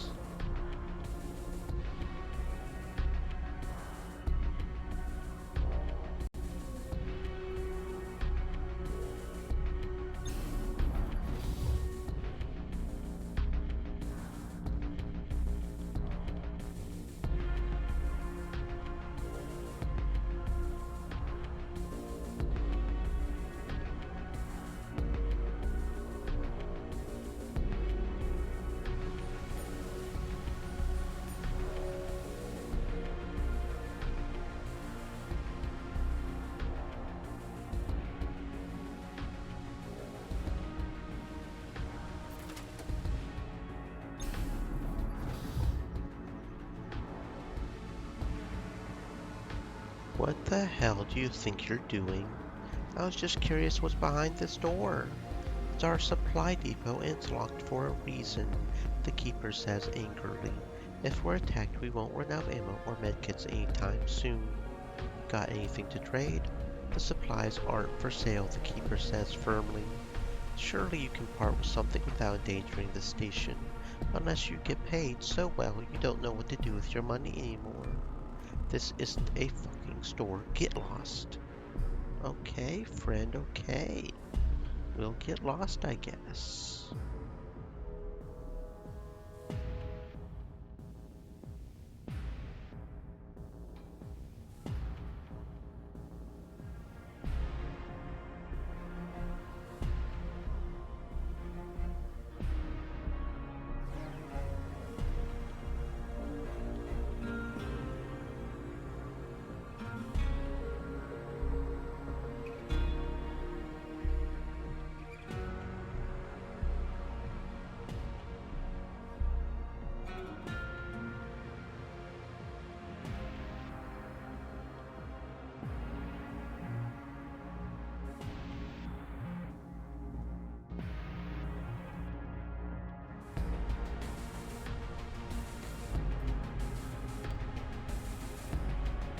The OS has been corrupted, but Faith manages to recover a requisition, conscripting 10 workers into the dwindling security forces. 9 training authorization codes have been redeemed. The last one might still work. Oh, did we get a training codey thing? Maybe we did. That would be nice.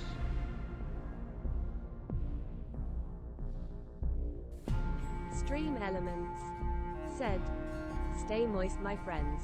Hydrate."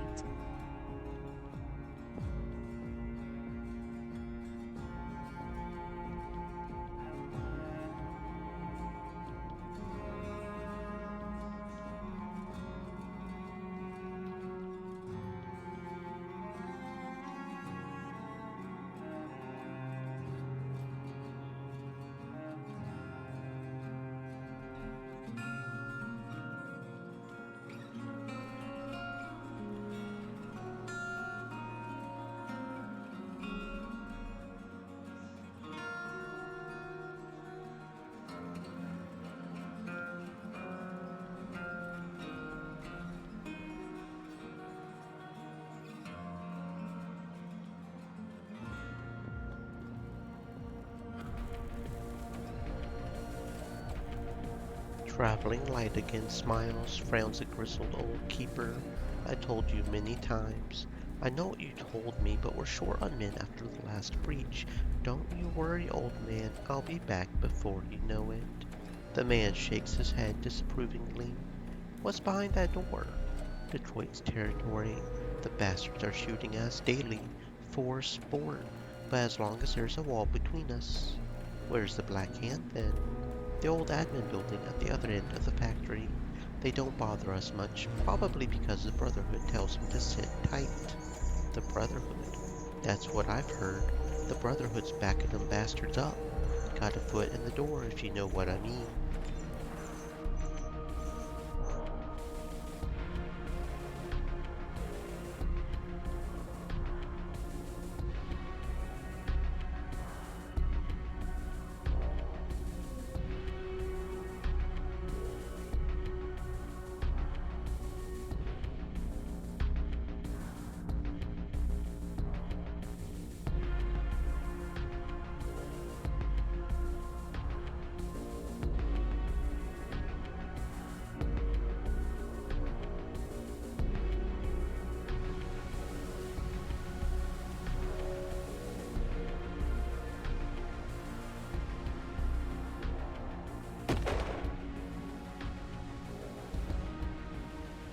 Suddenly a shot rings out and one of the keepers goes down. He isn't dead but will be soon, unless the wound is treated. But first someone has to neutralize the sniper. Rifles... Tell Evans to handle it. Evans takes a careful aim and pulls the trigger.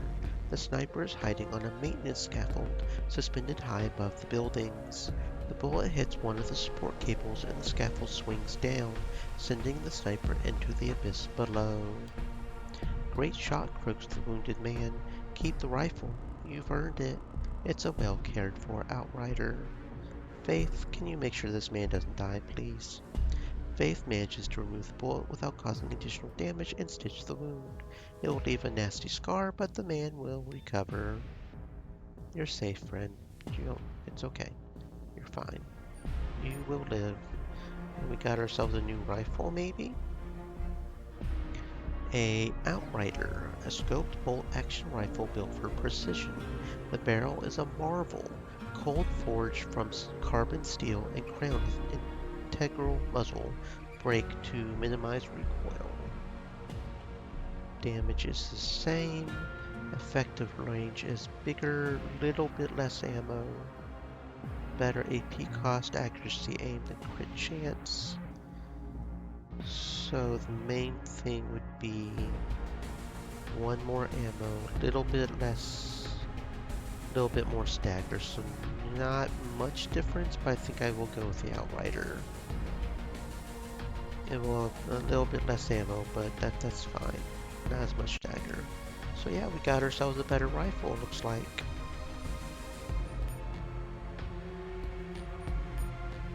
The Outrider. And all because we have a good snipe. Very nice. Moving forward.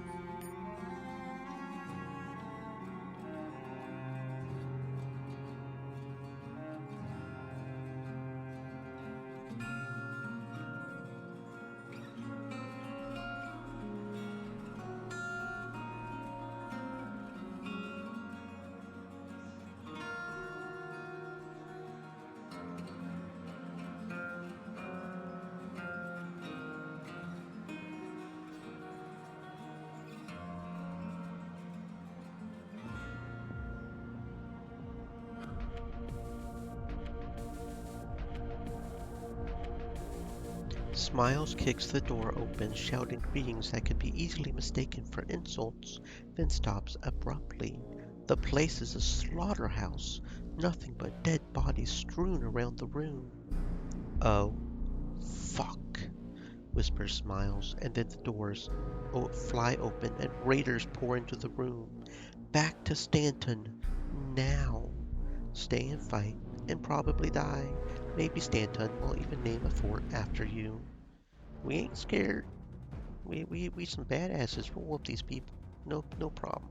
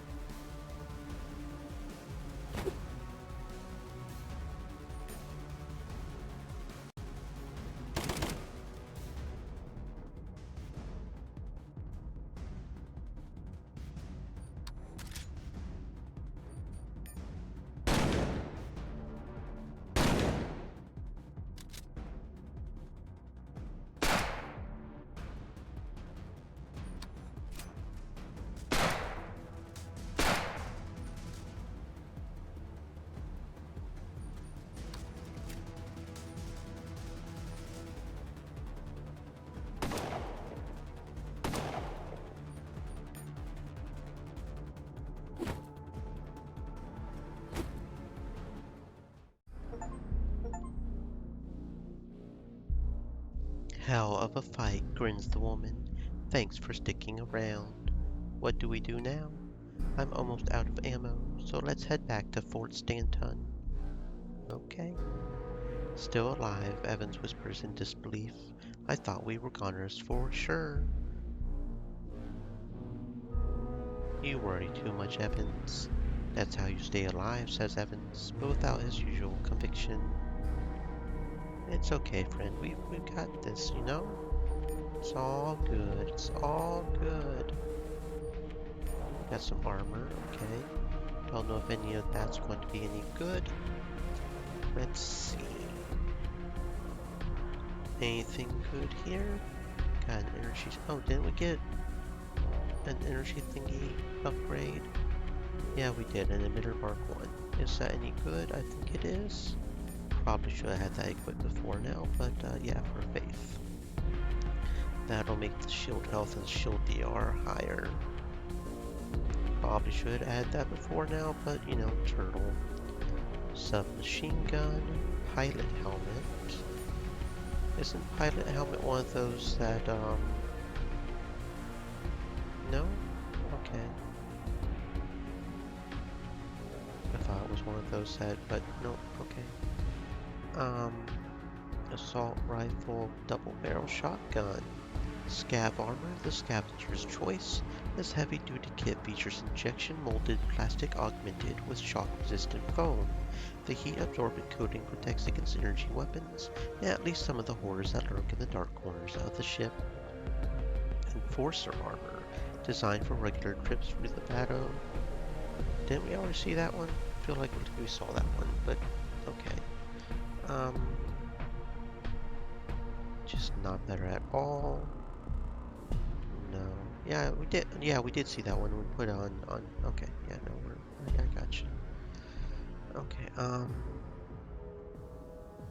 Okay. What about the pilot helmet? Didn't we?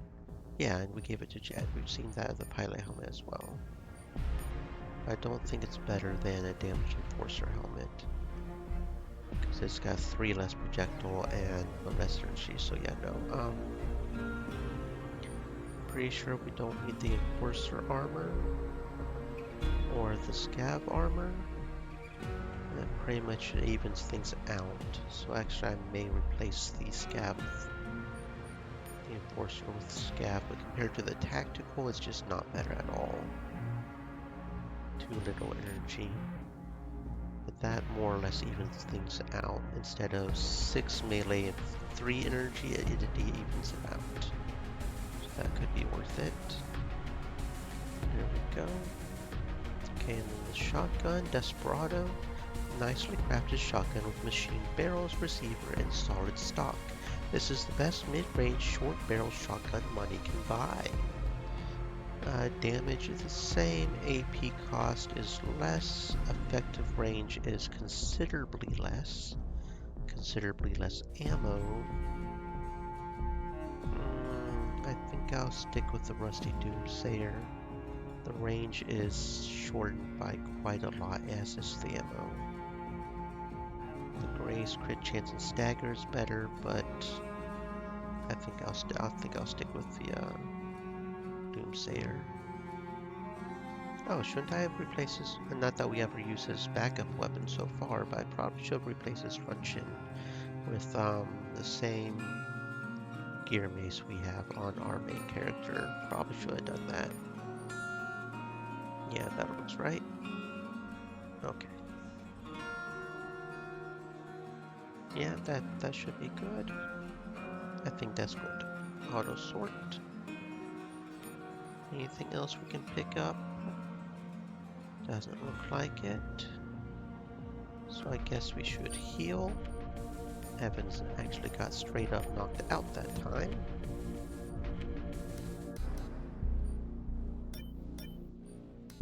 Looks like 4 will about do it. 2 points off on it, but that's okay. Okay. So now we need to go report to Stanton.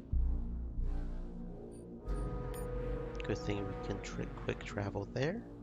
Stanton, friend, we got ambushed. We got ambushed. Thank God you're alive. It takes you a moment to realize he's talking to Smiles. What the hell happened out there? Fort Defiance is gone, Smiles says tiredly. They killed everyone. Took them by surprise, by the looks of it. I told you they were getting too comfortable there. I fucking told you, and you didn't listen. I'm listening now, growls Stanton, shedding his businessman persona like a snake shedding its skin. First we attacked Detroit, says Smiles, her eyes acquiring unhealthy, murderous glow. These fuckers know about it and didn't warn us. I guarantee it. Well, now they're gonna pay. Then we go after the Black Hand. How are you going to attack Detroit? Stanton asked dismissively. With siege ladders and trebuchets? We're going to pay him a visit. Me and Uriel. The mad fucker sure knows how to fight, otherwise I wouldn't be here. What do you say? She asked, turning to you. Want to have us some fun? I thought you would never ask. Get yourself ready then. I'll meet you at the Detroit gate. Word. What are we going to do now? We'll play it by ear. That's what I say, but we're probably just going to murder everybody because we fucking can. Okay, available feats. What are we going to do? I'm thinking maybe chargers since we're a melee. Go ahead and add to that movement a little bit. That could be nice.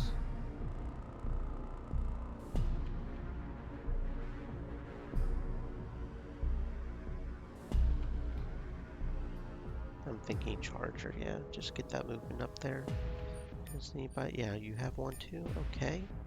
Let's see.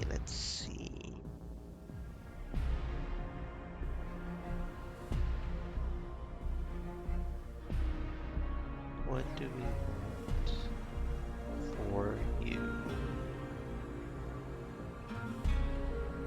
I'm thinking maybe something in the attack, maybe? I guess we could do general and get bionic as well. Or we could do educate. Educate's probably a good one. Get that extra experience. Works retroactively. Plus attack skill. Yeah, you know what? Let's get experienced. Maybe we'll get another feat off that. No? Okay, so we should do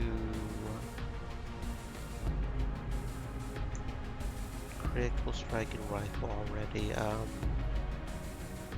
Armor maybe? You know what? Yeah, let's do armor.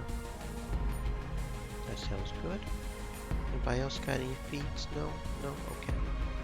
So now we maybe go and murderize people, yes?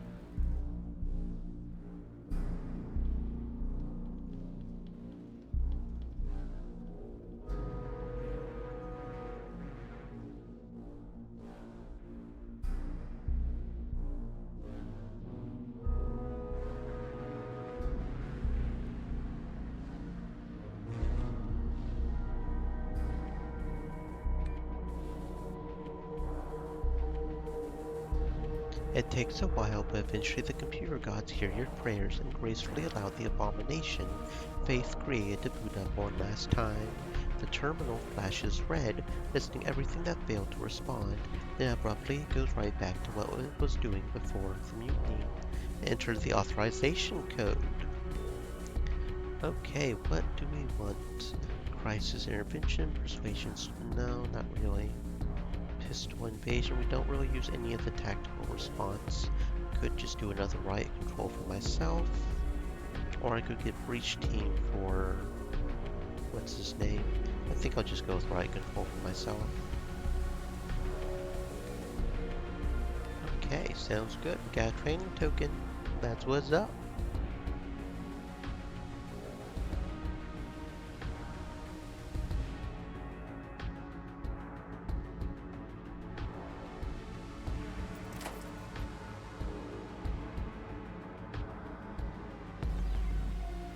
Oh, you look at that. We got some new goggles. Look at that. Some thermal goggles. Some night vision goggles. This infrared and thermal imaging eyewear was requisitioned by the Founding Fathers to counter concerns about the undoubtedly bloodthirsty natives of Proxima B waiting in the dark to ambush the ship's God-fearing pioneers. How does it compare? We get 100 thermal vision. We lose the reaction penalty. That's a good thing, right? No, the night vision goggles have a reaction penalty. Oh, I see. So we basically gain 50 thermal vision, but we start getting a reaction penalty. I don't like that. I like being able to react. What about compared to, oh, most of us have the scavenger's goggles. Okay, what about, no, all of us have the scavenger's goggles. Okay, no. So I guess we won't be using that.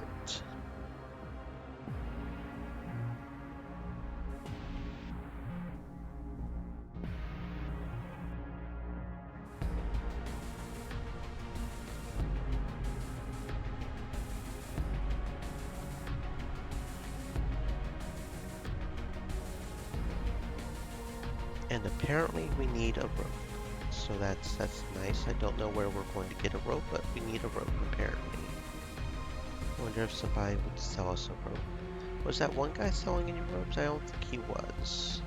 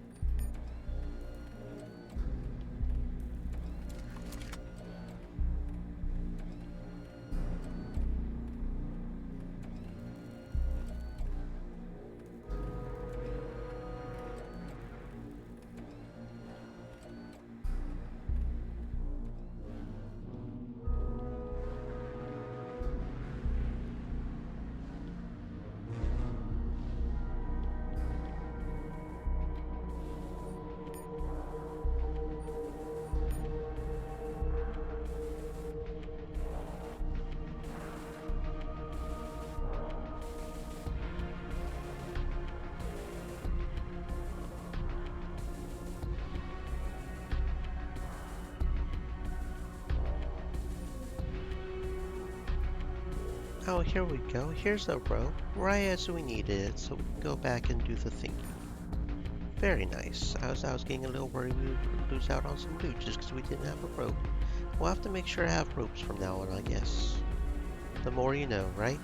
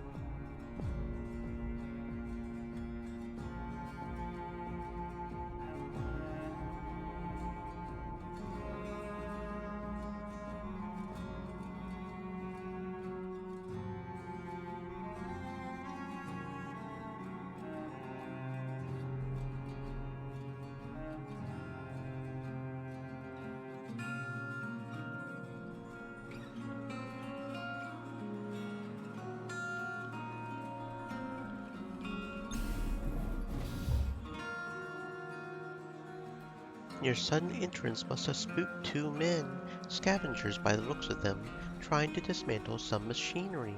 They straighten up, staring at you in silence, unsure of what to expect. A third man steps out from the shadows, well armed and ready for anything. Who are you? That's Six Banger Jack, says Jed. There's a price on his head, so he's a bit jumpy. You would be jumpy too if you had to crawl here to shake off the bounty hunters, says Jack, spitting. How's business down here? Better than I expected. Nobody comes down here anymore, so it's nice and quiet. We're just gonna murder him because we can. Ha ha.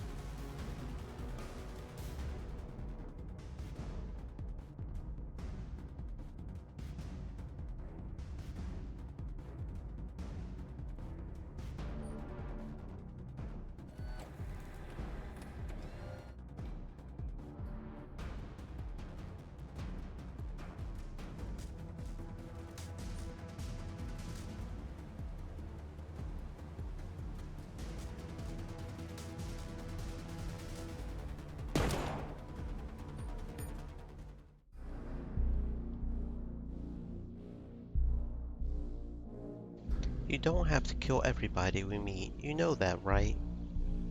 You said there was a price on his head. You keep doing this shit and there will be a price on your head before you know it too. You know what, Jed? Fuck you. We're going to get the monies and you can just deal with it, okay? Okay. Where do we collect the bounty? In the habitat, Jed says sourly. You can just deal with it, Jed. And we got another rope. Very nice. Okay, I probably shouldn't have auto-sorted there. But you know what? Whatever. I highly doubt any of it was worth it. It's whatever. Okay, cool. So we just murderized a whole bunch more people. Let's make sure to heal up. 23. Yeah, that's close enough. That's 27, right? Oh, no. That's a full health kit. Yeah, that's a full health kit. Very good. I mean, we have 91 of them, so it's not like it really matters, but whatever.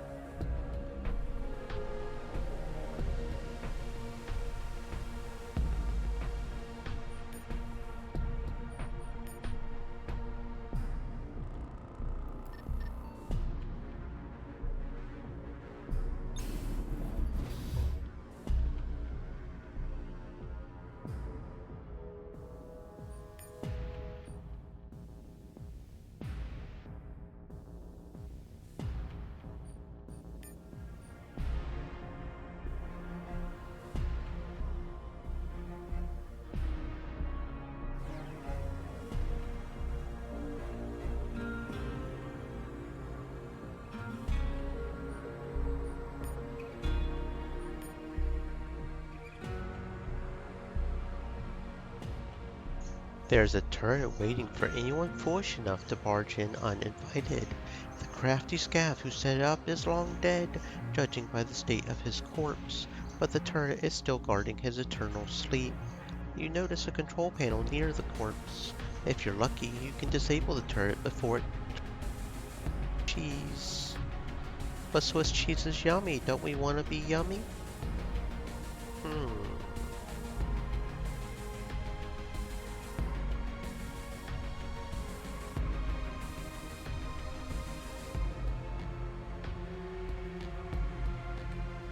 Let's take a closer look, guys. Let's take a closer look.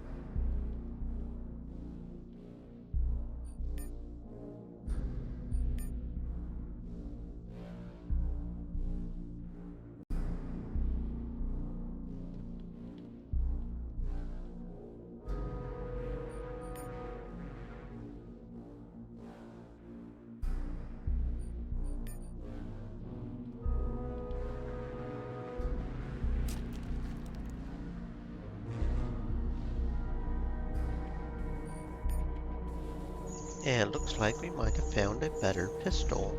Maybe, maybe not. Who knows? Semi-auto pistol. An oversized semi-auto pistol with integrated magazine.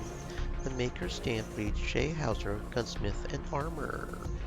How does it compare to our current? Oh, no. That's lesser damage. The effective range is 1 better. It does have better ammo and accuracy. Just a little bit and aimed. But the main thing is damage, so no, we're not going to worry about it.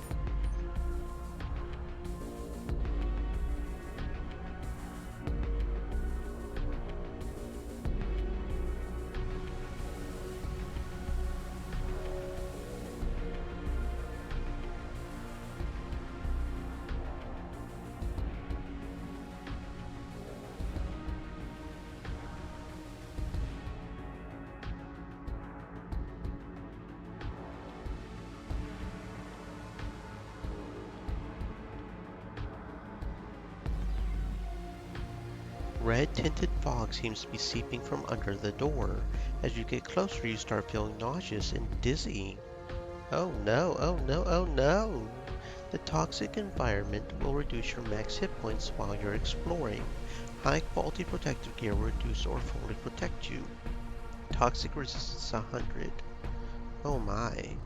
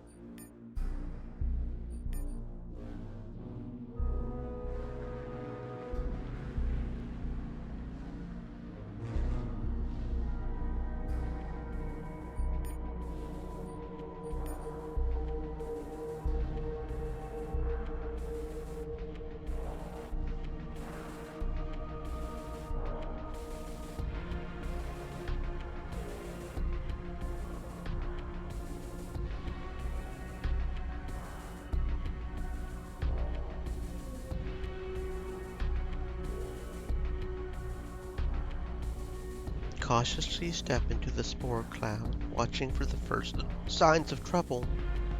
You don't have to wait long. The spores cling to every surface, forming a strange, softly glowing biofilm. The first casualty is your respirator. Breathing becomes difficult, then impossible.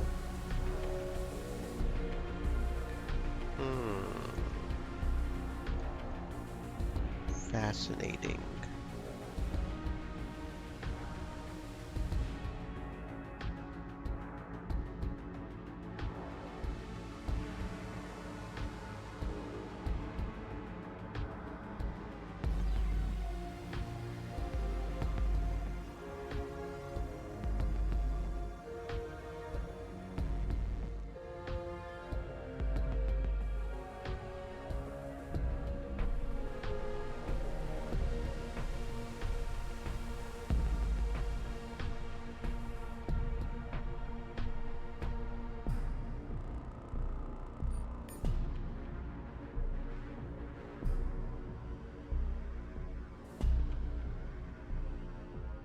Except for regular wear and tear, this 4-barrel blunderbuss is in excellent condition. Best to brace yourself before firing to avoid any embarrassing mishaps. How does that compare to our current? Better damage, at least just a little bit. Considerably less effective range though. Considerably less effective range, and for only like 1 more max damage. I think I'll pass on that actually. Decisions.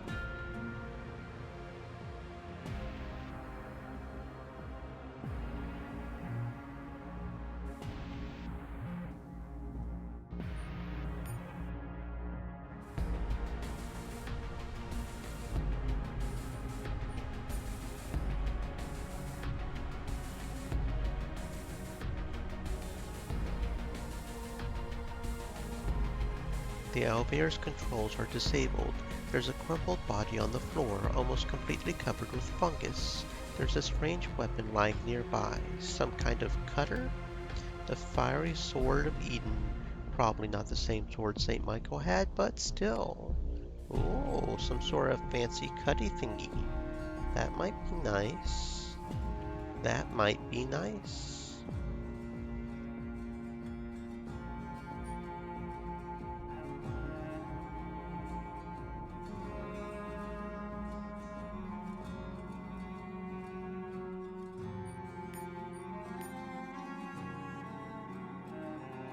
This old laser cutter got a new lease on life when someone fixed it and carved biblical references into the handle. Fiery sword it is then. No, that is definitely better damage. Considerably. Oh, wait, no.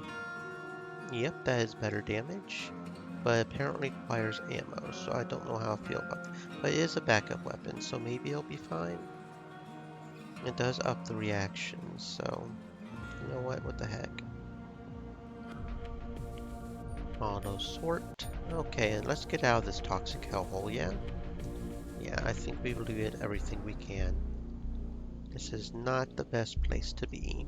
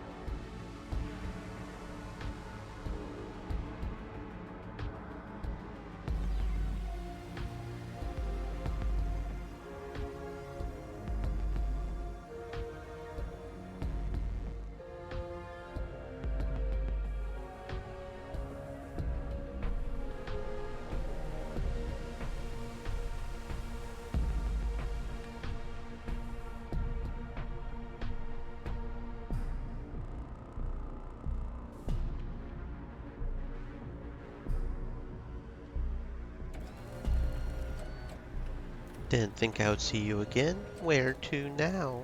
Detroit, Stanton's orders.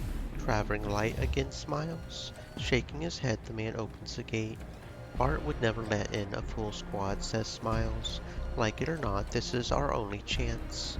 What chance? Asks the man. You'll die, and the worst part is you'll die for nothing. Is that what you want?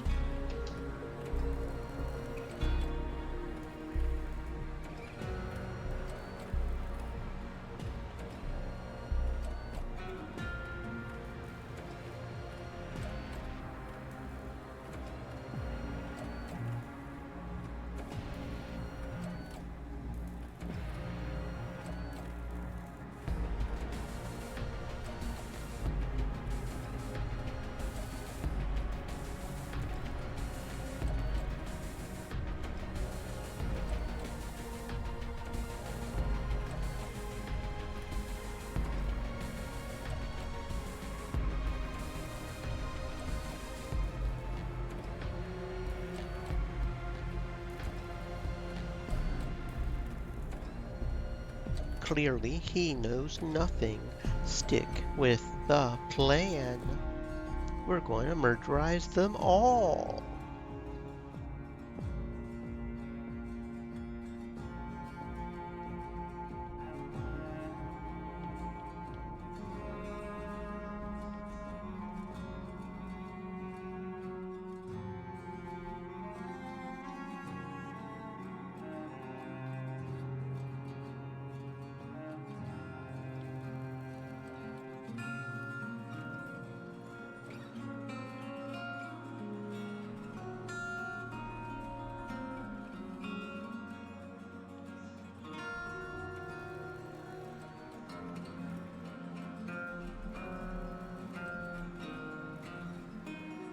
Not sure what elevator we're supposed to use here. I guess it'll be one over here somewhere, right? What elevator are we supposed to use? That's the only one I know of is the one over there, though. Is there one in here somewhere and I just didn't see it? Or is there one up here somewhere? Oh, over here? Okay, over here maybe. Here we go. You lost, pretty boy? Asked one of the Detroit Raiders. Stanton sent me to have words with your boss. Stanton's feeling the heat, eh? Not so high and mighty now? Oh, come on up. Let's hear what you have to say. I've heard one of your forts was raided, says Bartholomew with a fake sympathy. I would assure you that we didn't have anything to do with it, but you already know that, yes? He looks at Smiles, expecting a nod, but sees nothing but eagerness to unleash hell without any regard for what comes next. Kill him. Now, he yells, going for his gun.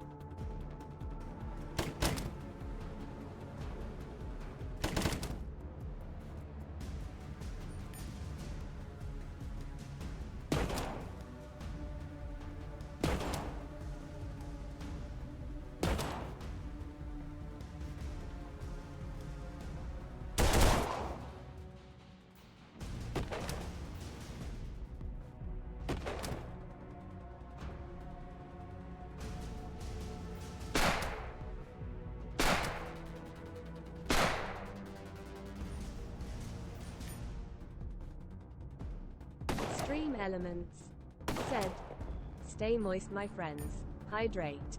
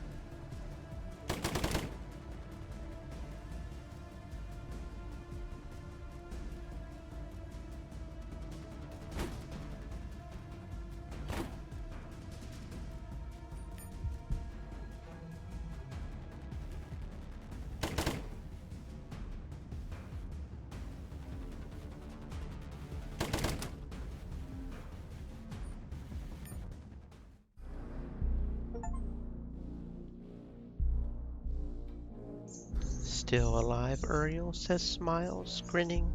Help yourself to whatever you see around here. You've earned it. Woot woot.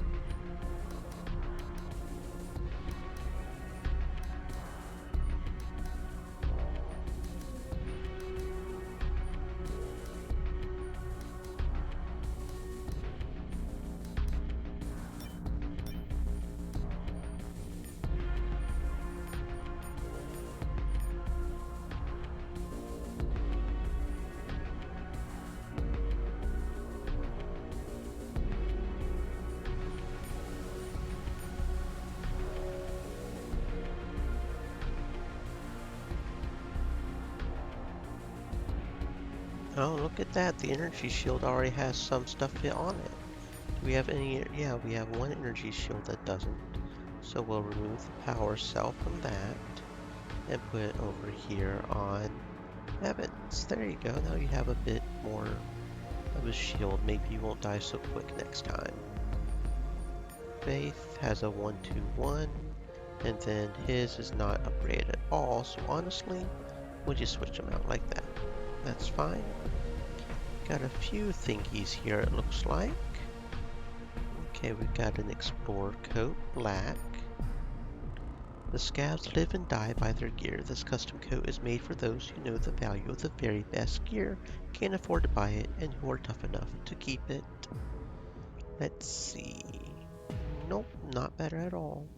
Ranger arm guards. Reinforced shield arm guards with some upper arm armor for extra protection. That's actually what we already have on, okay. A sledgehammer, a two-handed hammer. Heavy-duty sledgehammer that puts cheap and cheap labor. If the faded promo print is to be believed, the easy grip handle absorbs twice as much shock and vibrations as leading brands. More damage. Looks like it's better overall except for the accuracy and AP cost. So yeah, looks like we might have a better weapon than the Gear Mace. Very cool. Damaged riot armor. This riot armor has taken too much damage and has lost some of its stopping power. It's still a lot better than our tactical vest though. We have some penalties there, but that should be fine because that's quite a lot more. Oh no, that's a double. We don't do doubles. Okay, never mind. Explorer coat green. Probably the same, yeah, the same text, is just green instead of black. Damage combat arm guards. These combat arm guards have taken too much damage and lost some of its stopping power. Those do look better, but that's full arm armors, right? So we don't want to use those. Trooper armor sand, the scavenger's choice. This heavy-duty kit features injection molded plastic augmented with shock-resistant foam. The heat-absorbent coating protects against energy weapons and at least some of the horrors that lurk in the dark corners of the ship. It's looks like it's better overall. So yeah, trooper armor sand looks good. Heavy ballistic vest, a ballistic vest with added thermoplastic inserts. This one is popular with gunfighters as it doesn't restrict your range of motion. And it is overall better. But it is also a double. Okay, so we don't want to do that. We'll go back to the trooper armor sand.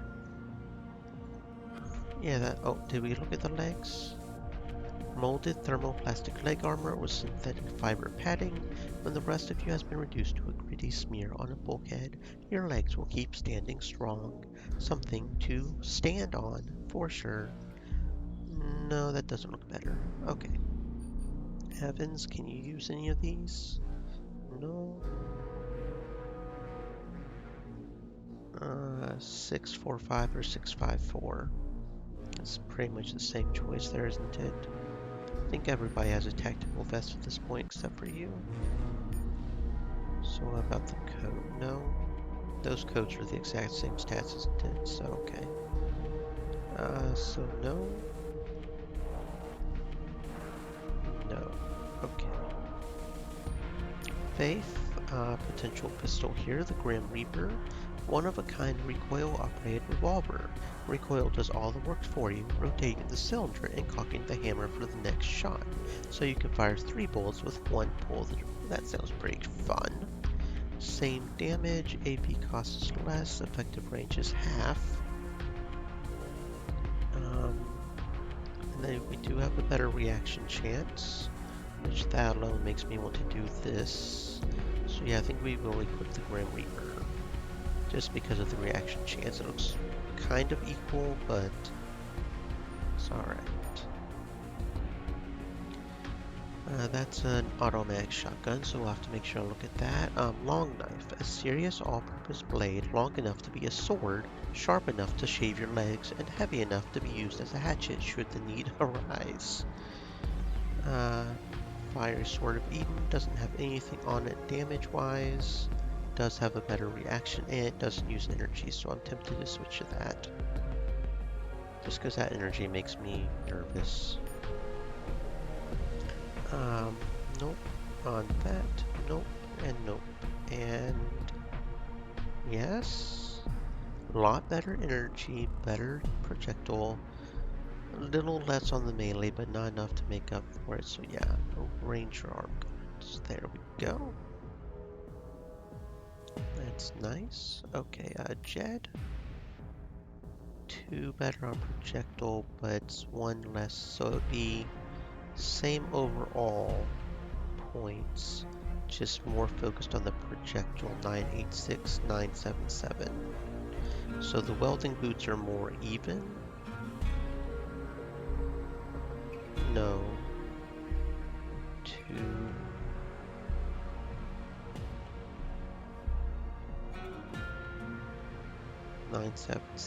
Yeah, it's more even.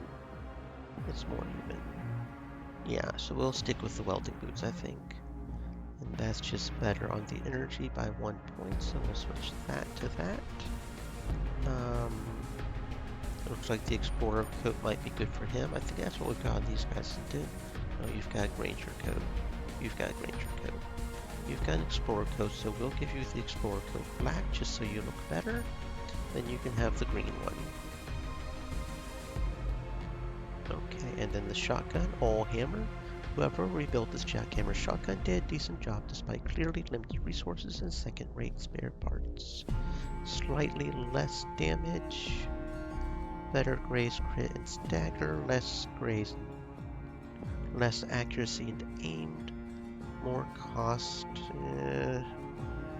No thanks. Okay, I think that's everything. Okay. Auto sort.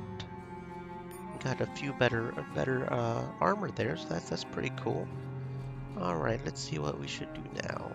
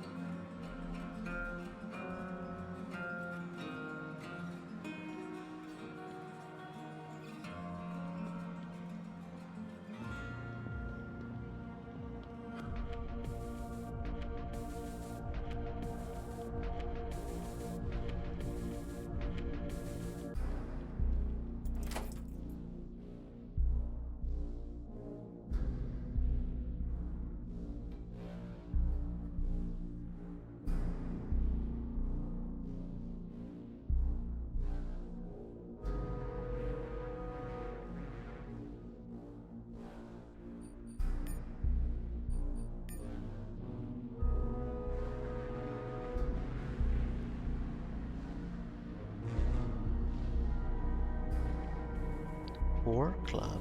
This deadly-looking pulverizer is literally studded with bolts to make long-lasting impressions on your enemies. Okay. Potential hammer here. Let's see. Damage is not nearly as good. No, I don't think we will. But doesn't We probably should keep Jed up with at least something. It is better than the Cure Mace. So yeah, we'll do that for him. As backup in case, you know. Yeah.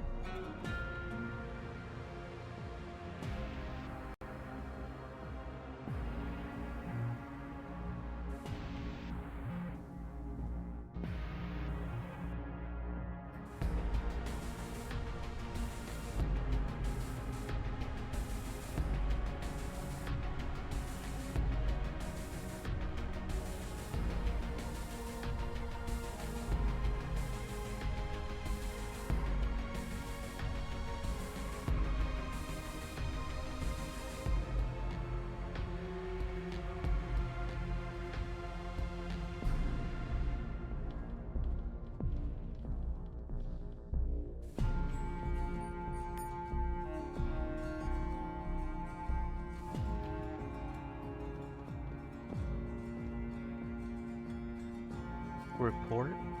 Bartholomew and his thugs are dead. Well done. Can I count on you to help us drive the Black Hand out? Stanton asks with hope. Sure, I'm with you. Best get ready then. It's going to be a bloody fight. Maybe I can make it less bloody. Pay the Black Hand boys a visit, see what transpires. Are you sure? Asked Stanton. If something goes wrong, you won't be able to get to you in time. You're right, let's stick together. You're right, let's stick together. Report about the Black Hand. I already sent some fighters to take positions near the fortress. We'll attack soon, so get ready. Join the assault team. The Black Hand fortress is looming over you. Ancient anti-riot barriers protect the defenders from long-range fire, leaving Stanton with no choice but to charge forward. Stanton makes the signs of the cross and orders the attack. Let's go.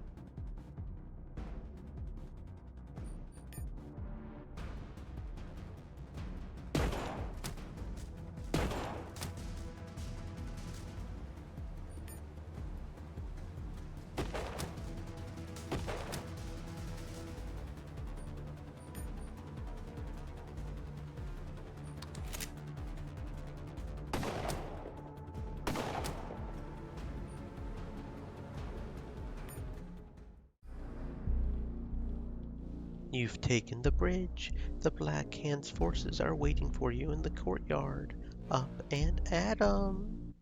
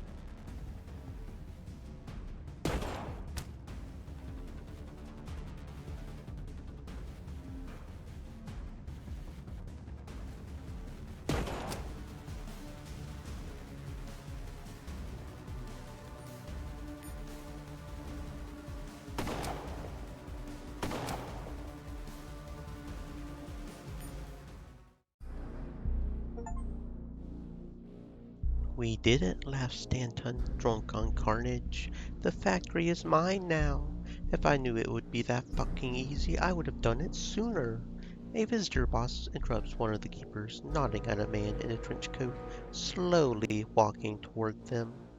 From the habitat, your reward is a fancy 5-shooter and an energy cell. That's what's up. You must be Thomas Stanton, says the man when you approach, his voice harsh and grating. Call me Garrett. Rumor had it that Bill Garrett got his first lesson on human nature at the tender age of 14, a double cross which cost him every credit to his name. After that he began to pay attention, and what he learned was that smooth talk and manners were a blind. Every man was a snake and a backshooter if you gave him the chance, and, except for smelling better, women were the same. And they don't always smell better either. Better to save the talk and do your shooting first. That way you control the situation. That way you stay alive. We've had an arrangement with Dumont, says Garrett. Since you've taken over his operations, our arrangement is now with you. He waits for Stanton to acknowledge. What arrangement? asks Stanton, grinding his teeth. From now on, you're working for the Brotherhood, states Garrett. You're free to run your operations as you see fit, but when we call, he fixes Stanton with his dead eyes. You come running. Is it understood? And if I refuse? asks Stanton, barely controlling his fury. Garrett sighs. How long can you last against the Brotherhood? 10 minutes? 15? Then why ask stupid questions? We'll be in touch, Mr. Stanton. If you were backing up Dumont, why didn't you help him? We aren't running a charity here, says Garrett. If Dumont couldn't handle Stanton, what good is he to us? Fucking bastards, Stanton says tiredly. What are we going to do now?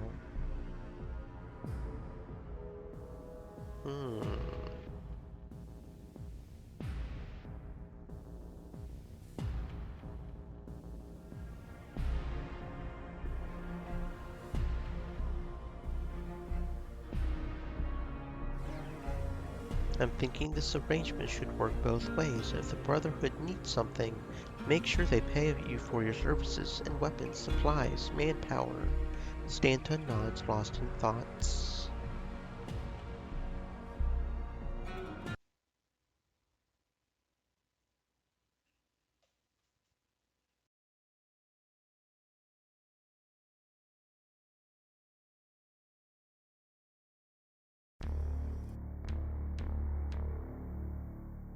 Before the mutiny, the rooftops of the Habitat's 4 megastructures supported a sprawling amusement park. There, the people of the ship could experience at least a few of the novelties they would never enjoy on Earth or Proxima. Walk barefoot on real green grass, courtesy of hydroponics, or soft, red-tinted Proxima sand. Sit under tall artificial trees and watch the sunrise on gigantic screens suspended all around. This last was said to be indistinguishable from the real thing. Not that anyone aboard had ever seen it. Nowadays, the 3 remaining rooftops are heavily fortified platforms, patrolled by armed guards. The sky screens went dark long ago, a frivolous luxury in a decaying world. The grass underfoot and simulations of golden fields have likewise vanished, replaced by watchtowers and checkpoints.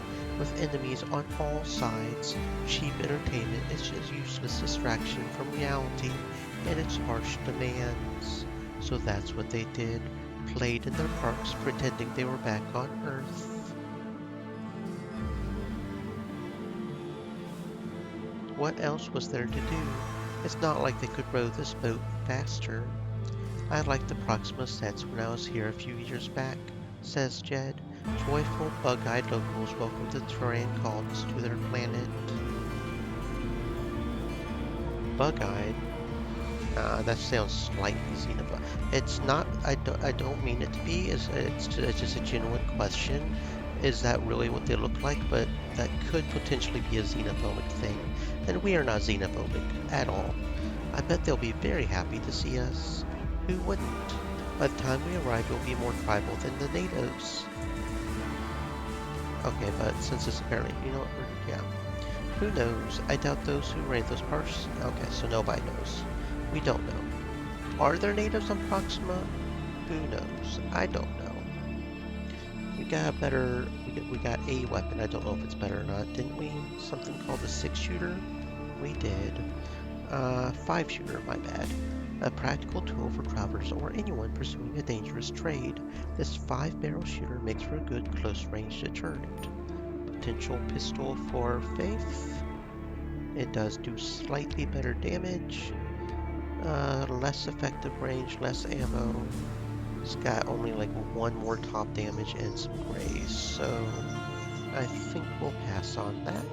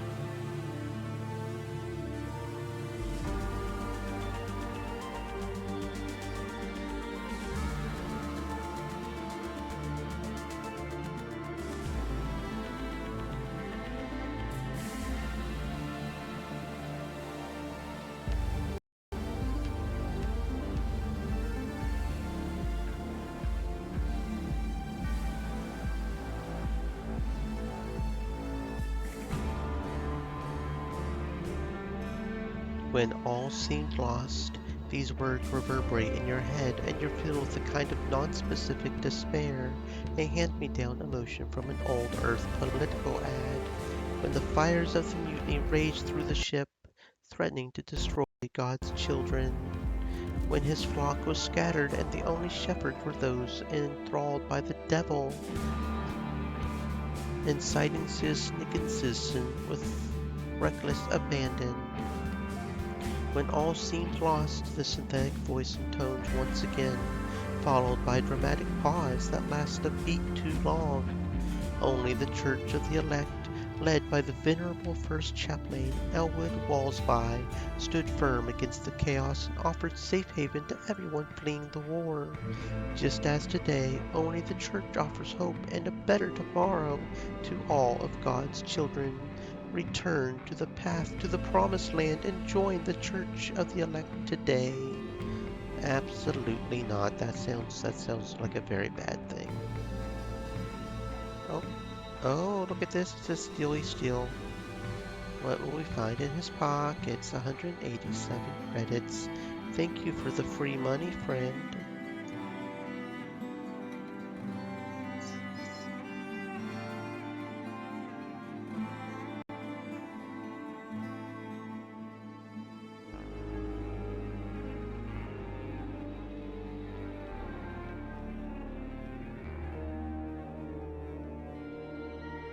What brings you here, brother? Inquires the guard. He gives you a warm smile that doesn't reach the eyes. Always wanted to see the habitat. You didn't enjoy your stay in the Brotherhood's domain, then? What's with all the questions? We simply want to know more about people who wish to visit us. I won't delay you any longer, brother. Okay. Why are we loading? Did something happen? Or did we accidentally leave the habitat? The church's one concession to architectural excess is a massive cathedral glowering over the district, a constant reminder of the glory of God and the obedience of those who govern in His name. The presence of heavily armed guards outside the gates tells you God's most devoted servants mustn't be pestered with trivialities. I heard it was built on Earth, says Jed, back when they thought the Synod would run everything.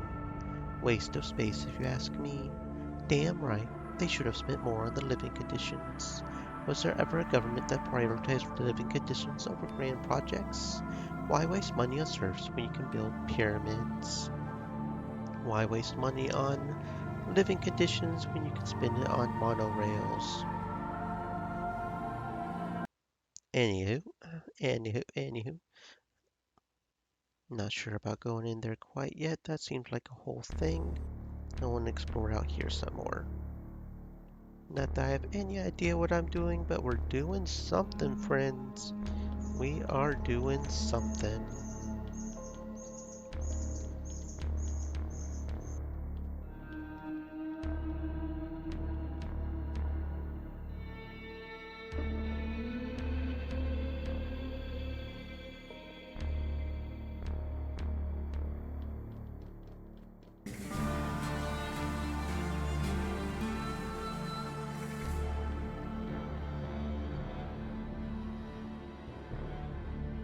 That seems like an oddly empty space over here, but okay, I guess we won't ask too many questions.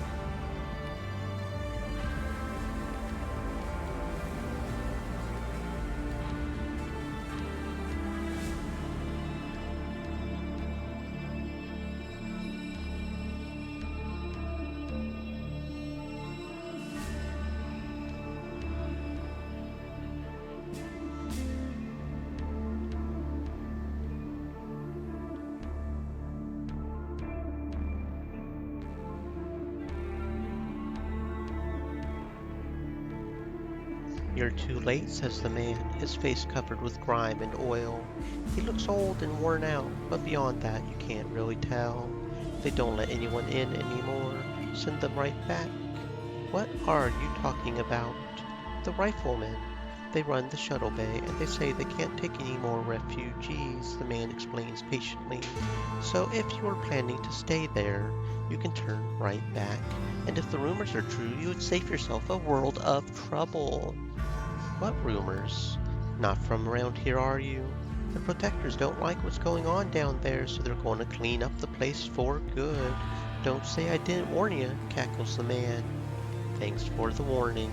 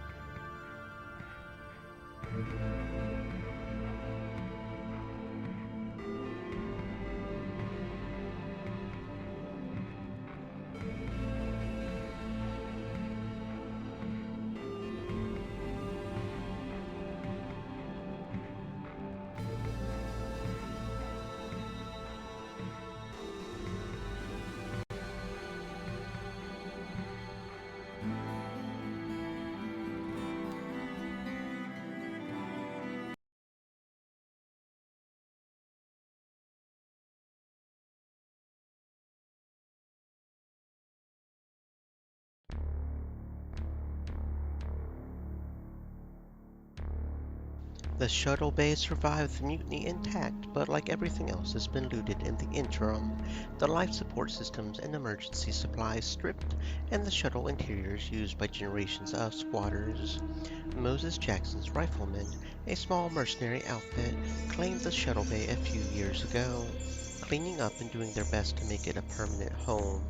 Their efforts quickly drew the attention of discontented folks from the habitat and even the pit.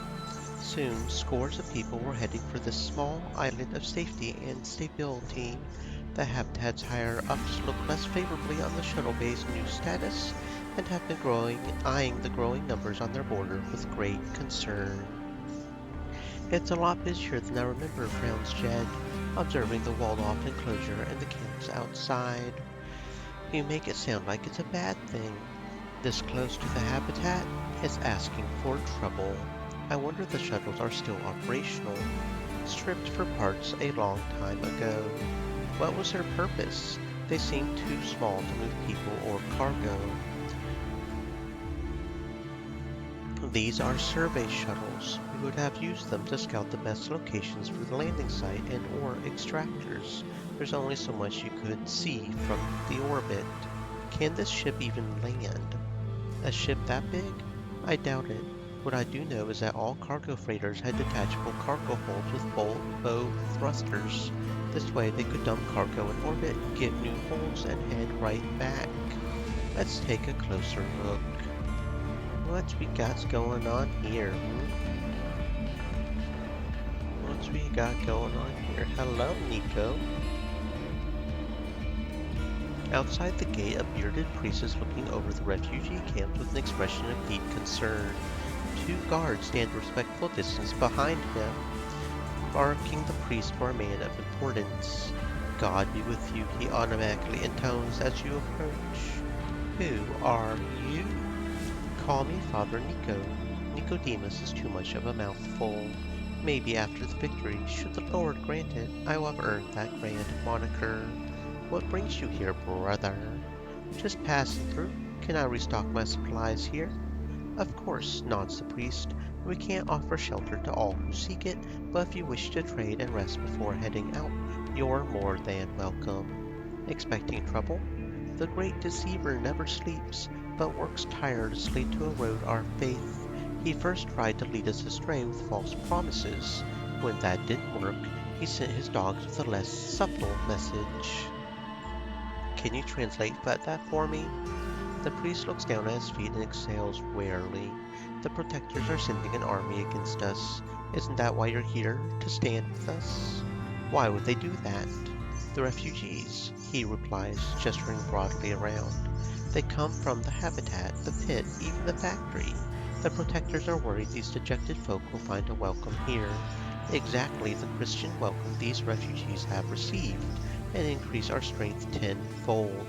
So they will address the problem the only way they know how, with violence. They hope to strike before Moses finally looks to the Lord and sees why he sent us all these lost souls. What's Moses planning to do? He's considering turning the refugees away, sending them back. A deep furrow creases the priest's brow, not out of fear, but because he doesn't wish to change, to become the sort of person who deals with reality on its own terms, and not just scripture. Anything I can do to help? Talk to Moses for me. He doesn't want to talk to me anymore, but I want to try one last time. Why would he listen to me? He wouldn't, but God works in mysterious ways. Have faith, brother. One last time? Desperate times. Desperate times.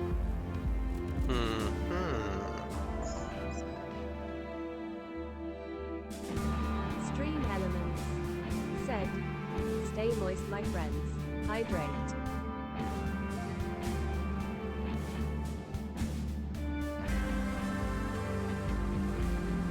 One of the riflemen is running diagnostics on the strange apparatus sitting in the middle of the fortress. What's that? The launcher. All you gotta do is load a shuttle. He gestures at the ceiling-mounted crane, and the launcher will do the rest. I'm surprised it's still working. She was deader than the Founder's dreams when we came here, stripped for parts like everything else. Took me a better part of the year to fix her. why did you fix it? Don't we owe it to those who come after us to leave behind something that works? I mean, we can't fix all the damage, but there are plenty of things we can fix. See, lots of folks are thinking big and making all these grand plans, but it's the little things that count. How long have you been with the Riflemen? Long enough to remember what life was like before we came here. When you're out there, no, you can take any job that comes your way, and when nobody's hiring, well, you do what you gotta do to survive, and it ain't always pretty, if you know what I mean.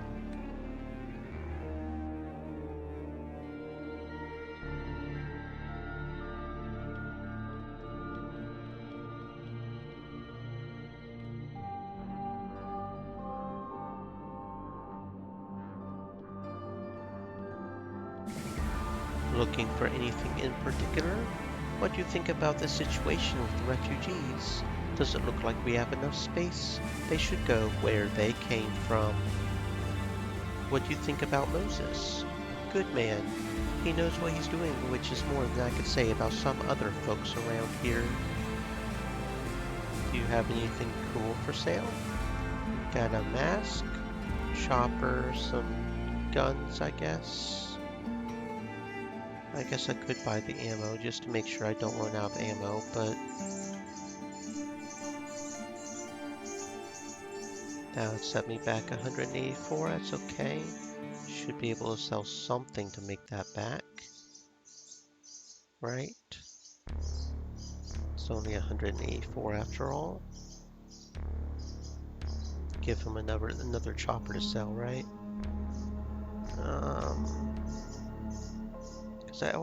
I'm always paranoid about running out of ammo, just because I'm not paying enough attention to see when we're low on ammo. So I end up overdoing it a little bit sometimes, but that's okay. We've got the money to do it, so we'll have the ammo. Anything else around here? Ooh, want to steal me some stuff over here? Swipe me a med kit. Need any medkits? I just got a new shipment. What do you think about this situation with the refugees? What's there to think of? We ought to let them poor bastards in. The protectors? They ain't gonna fight us. I say we call their bluff and see what happens. Yeah, here's hoping you're right, I guess. I mean... Okay, another trader over here. Dry cleaning, fumigation, alteration, we do it all. These pants look like they've never seen the inside of a washing machine. Want me to give them a quick wash? I can throw in a free softener for you. What do you think about the situation with the refugees? They had better be gone by the time the protectors show up here, that's all I'm going to say. I ain't dying over some squatters. What do you think about Moses? He's way too soft if you ask me. This whole thing is his fault. Had he kicked them out the moment they showed up, we wouldn't have to worry about the protectors paying us a visit. Now would we? I guess not, but... okay.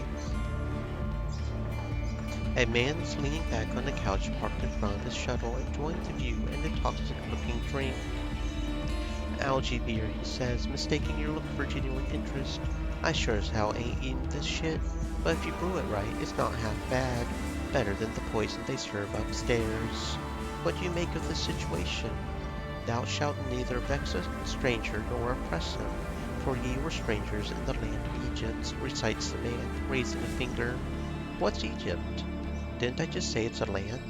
Pay attention if you want to learn something here, son. Father Nico says we should let them in and stand together against the protectors. I don't see any flaws in that reasoning, do you? What about the protectors? You think they're dumb enough to attack us? See these containers? They're lined with heat absorbers on the inside. Nothing will get through them. You sure about that? I guess you're willing to stake your life on it? I guess so.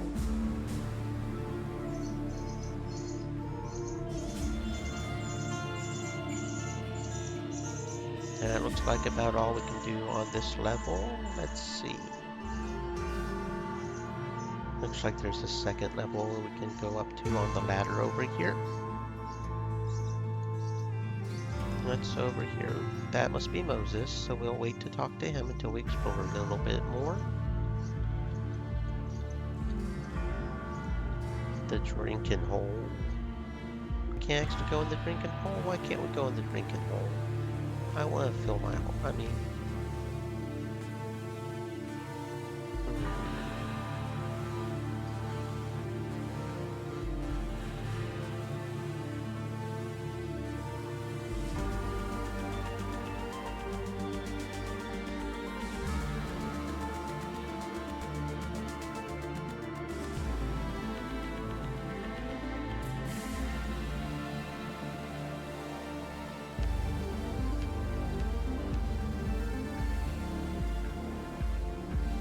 Foxy Mother Lily Marianne said, "Hey princess, I gotta go sleep now." That sounds like a plan, friend. You have a good sleep and sleep well. Stay safe, okay? Thank you for coming by.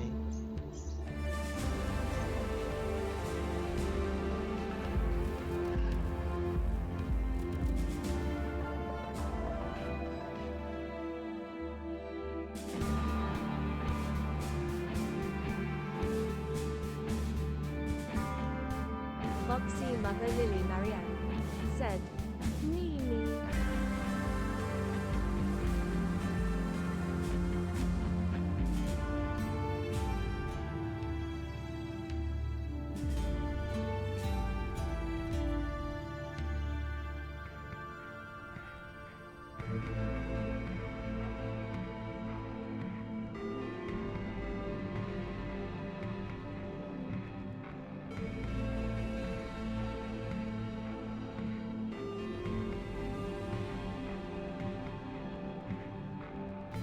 Stream Elements said, "Stay thirsty, my friends.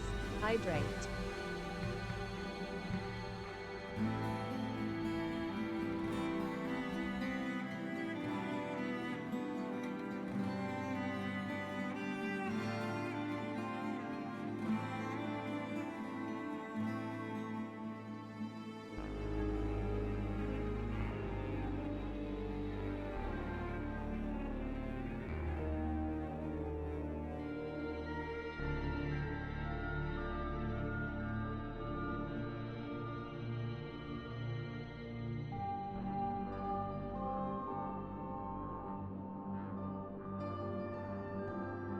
What the hell is it now? Mo Jackson breathes out the words in a deathly tired sigh. Never mind. The answer is no. Father Nico sent me. I liked him better when he was playing old Nicky Bolton. He was rarely sober back then, but at least he was tolerable. He asked me to talk to you about the refugees. A little late in the day for a palaver. The protectors will be here in force in less than 24 hours. They'll kill anyone who resists and conscript the rest. Our options are go down with refugees or drive them out, by force if we have to, and save everyone's lives in the process. What's the Protectors' angle? The Brotherhood's got themselves a foothold in the factory.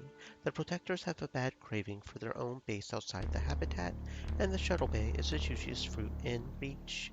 And of course, if they don't get their mitts on it, the Brotherhood or the Church will. But they could have taken the Shuttle Bay years ago. They could have, but the other factions would have painted them as villains for it. They needed a pretext to take over, and now they have it. As soon as you get the numbers you're a threat, then every one of the Habitat's 10 crowned dictators is going to take an interest. Listen, if you want to help convince refugees to go back where they came from, hell, why don't you take them? Not like the pit's running out of space.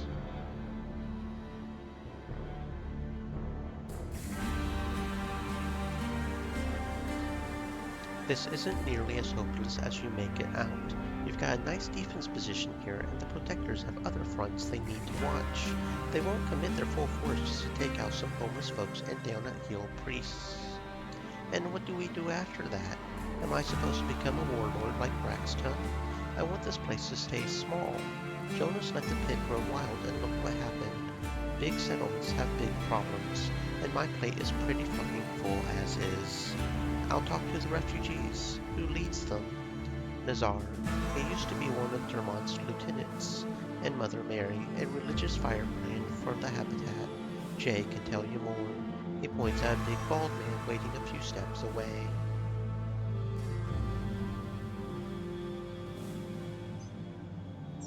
What do you make of the situation? Asked Jay. Being an outsider, you might see it differently.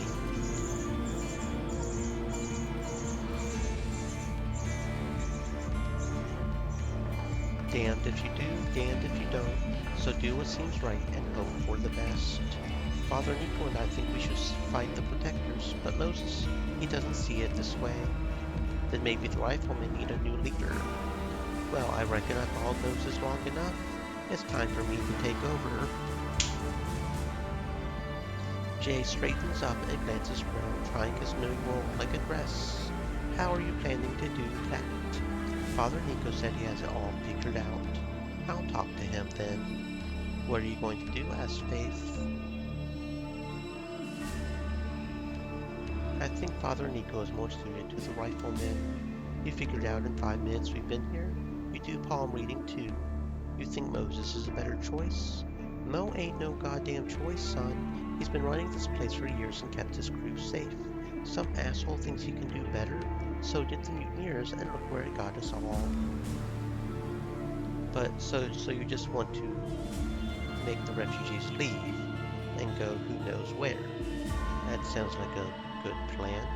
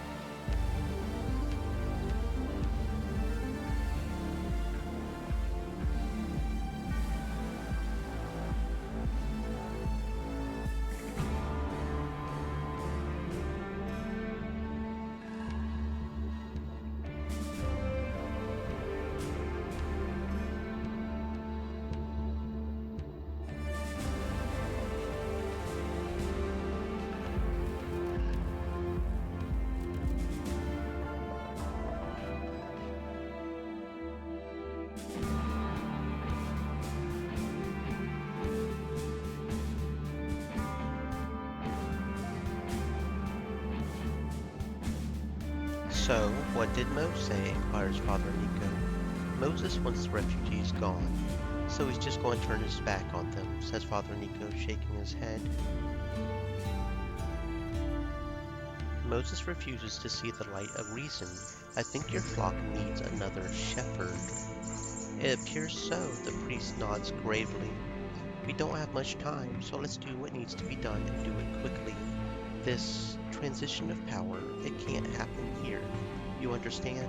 I will bring Moses to Mother Mary, and she will do the rest. Can we count on you, brother? I will talk to her.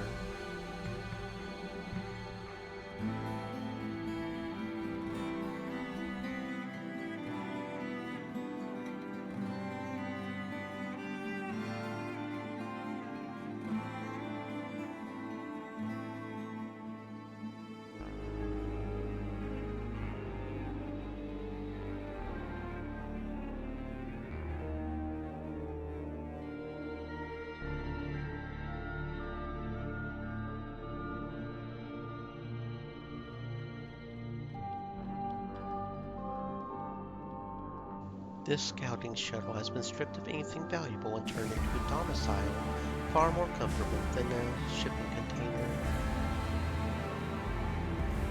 An insulated tent designed to shield the future Proxima explorers from harsh weather. Now it shields the shipborne who are fortunate enough to stumble upon these tents in one of the containers. Several refugees are slow cooking some kind of stew on a portable heater. Surprisingly, it doesn't smell too bad. What are you cooking? Remy shot 2 frogs. He points at a hollow-eyed man next to him. Since we had some algae and onions, we figured we could make a stew and keep it going for days. Refill with water and algae after each meal and let it sit there. Where did you come from? All over. Remy joined the Protector's army when he was a dumb kid. Done enough shit to have nightmares for the rest of his lives, so he resigned his commission. Sunshine over here, he points at a hard-faced woman. Her crew got ambushed in Mission Control. She got away, but now she's on the hook for the money they borrowed. What about you? Me? I did whatever I could to earn a living the easy way. There's no such thing as the easy way, is there? Let's just say I'm looking for a fresh start and leave it at that. Why not go to the pit instead? I would if I could, but I'm a wanted man there, so this place is my last stop. That sounds rough, but that sounds rough. Let's see. Where are these leaders I want to talk to, I wonder? Hello, Mr. Guard. That's far enough, friend. Moses sent me. It better be good. It probably is. Oh, there's Nazar. Hello, Nazar. Nazar stands perfectly still, waiting as if he had been installed there before the ship left Earth orbit. His military bearing betrays a career begun in the habitat. The rest you already knew.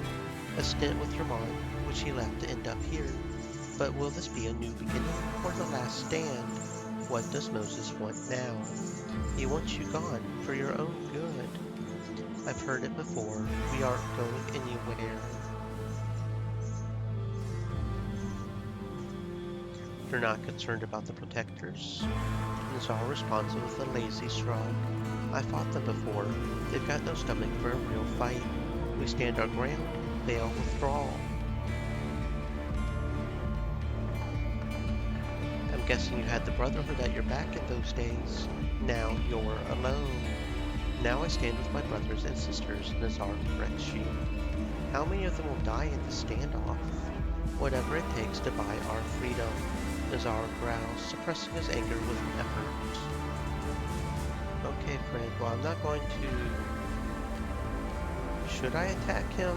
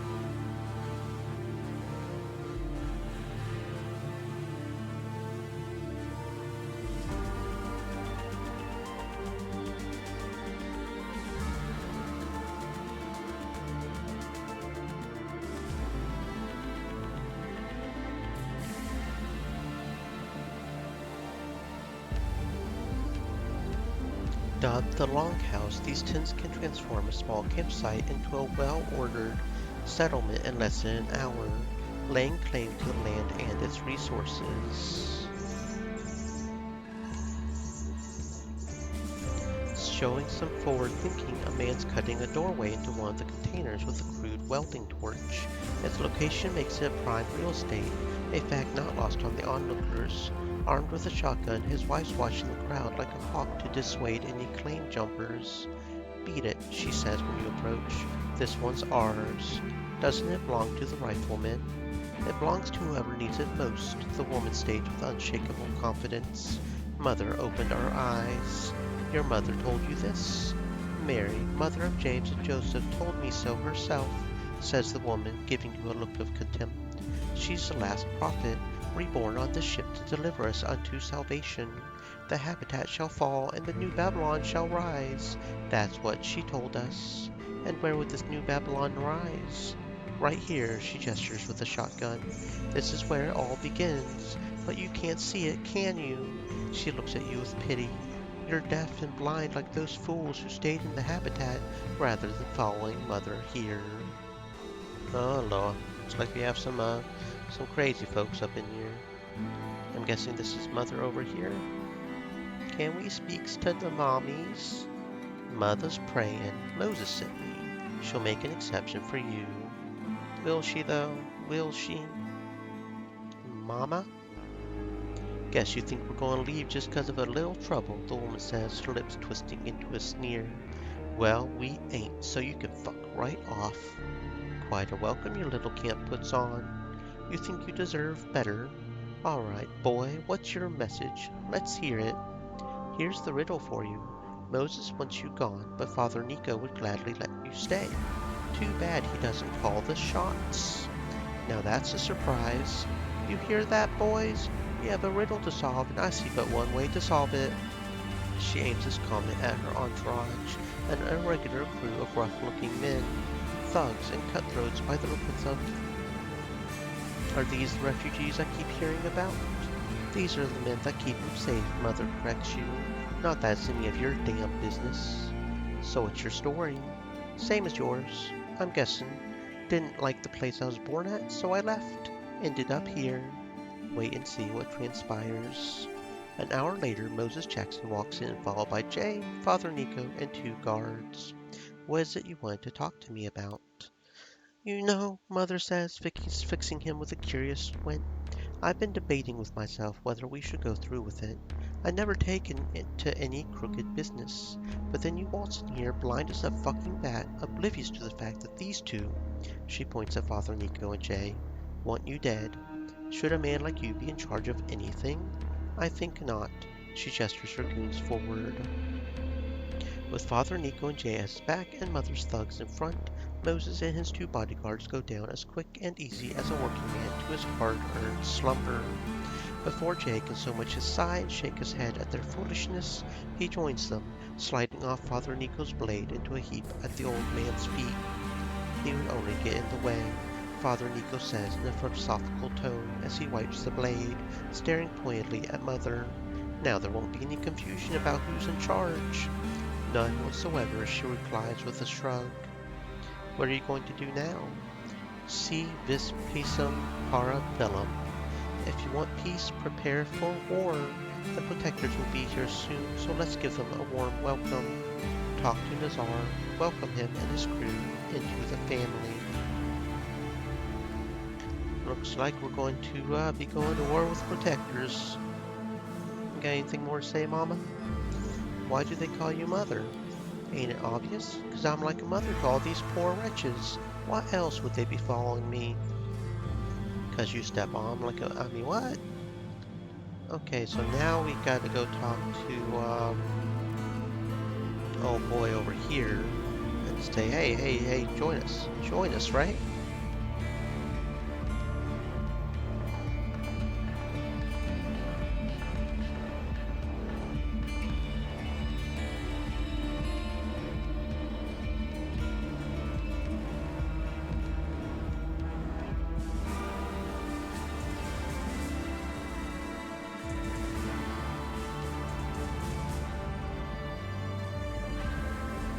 Moses is dead, but Father Nico will welcome you with open arms.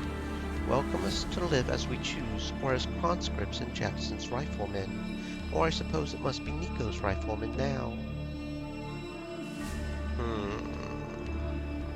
Let's see.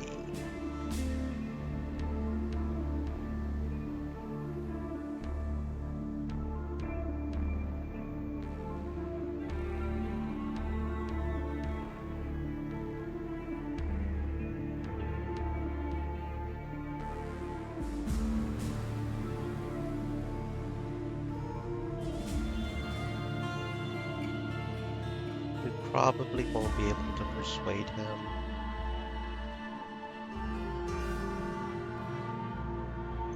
Moses wanted you gone, but Father Nico's willing to take you all in if you join the riflemen. I think that's the Bastille you're going to get. Yeah, I just don't have enough persuasion or streetwise to do it. I've been following orders my whole life. I'm done fighting other men's wars. Do you have any other marketable skills? No, then take my advice and stick with what you're good at. These people came to me for help. Doesn't mean they're mine to command. I'm not like Nico or the Protectors for that matter. If you want to help them, keep them alive. Isn't that the bare minimum you can do? We're leaving. Get out of my way. Have it your way. You know what? Fine. You don't want to protect us? We'll just do what we have to do, I guess.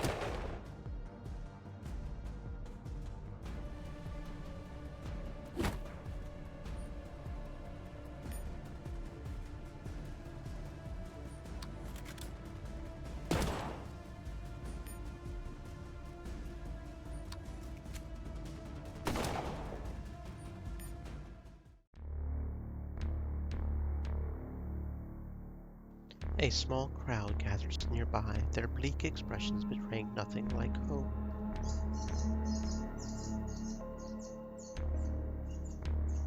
I'm sure you've all heard that a Protector army is heading this way, determined to enslave you. Fortunately, you won't have to face them alone. Father Nico and his riflemen stand with you. A couple of people cheer weakly, the rest remain silent, their fate no longer their own.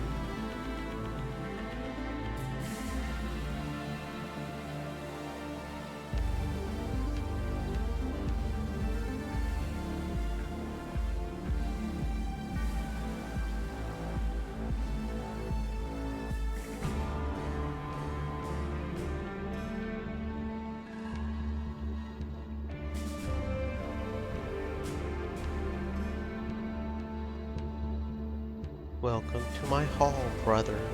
The Tsar's gone. He was weak of faith. We'll manage without him. Anything I can do to help? In due time, brother. In due time. Wait for the Protectors to arrive. The Protector's forces arrive a few hours later. 200 soldiers trudge in and set up a camp, waiting for the riflemen to send someone to parley. Go see what they want, commands Father Nico. Why me? If I go, they will kill me on sight. I'm not ready to be martyred just yet. Okie dokie.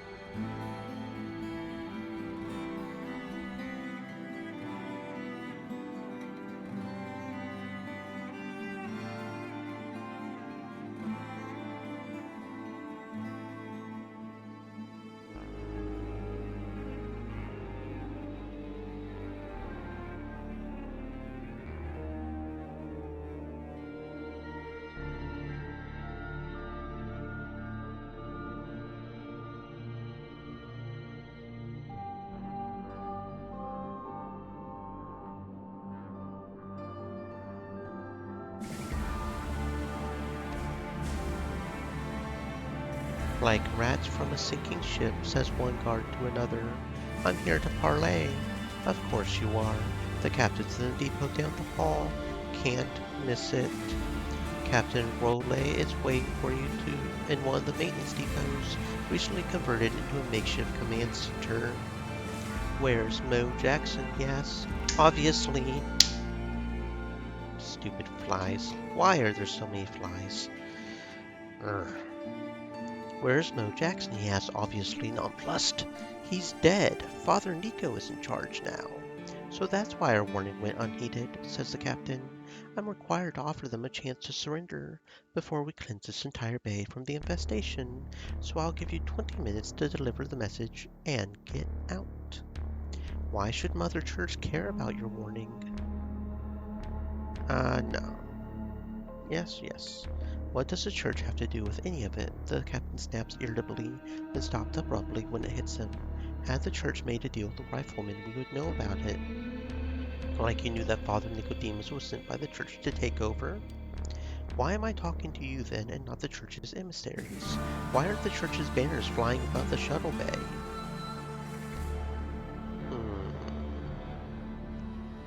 We don't wish to antagonize our dear neighbors over such acquisitions. It's not our way, Captain, and I would appreciate if you keep this between us. Enough of this horse shit. Surrender or be destroyed. Those are your only options. Right back at you.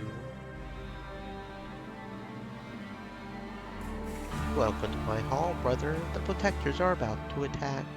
Let them come. Blessed is the man who remains steadfast under trial. Amen, Father. What can I do to help? You've done enough, brother. You can stay with me until it's over. I'd rather fight, Father, than stay with Mother and fight by her side. We lost Nazar. We can't lose her. Prepare for battle. I am ready. Let's go. I am ready for battle. You spend the bigger part of the battle listening to Mother's loudly theatrical prayers, if not outright demands for God to grant her victory. When the door finally flies open and the protectors rush inside, you're almost happy to see them. Now, kill them all!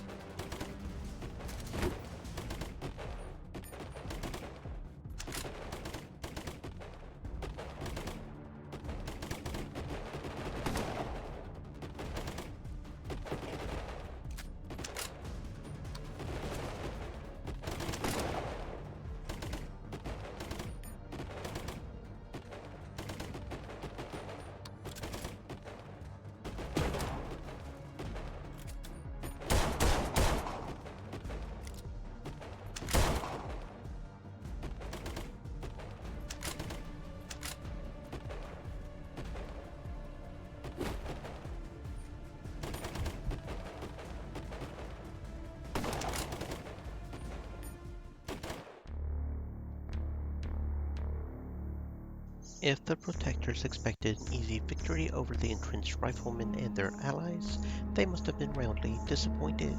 Taking fire on three sides, the protectors managed to pull their way through the defense perimeter, but it cost them dearly. Forced to bear the brunt of the assault, many refugees lost their lives, having barely tasted their newfound freedom. When the assailants finally pulled back, there was little reason to cheer on either side. The protectors left more than half their number behind, and only a handful of the riflemen and their new allies survived. One grim fact remains: this conflict is far from over. The Lord tested us by fire and found us wanting, Father Nico says grimly. I must be on my way. I have a gift for you, says Father Nico, offering you 2 energy cells, fully charged. Put them to good use, brother. Okay, brother.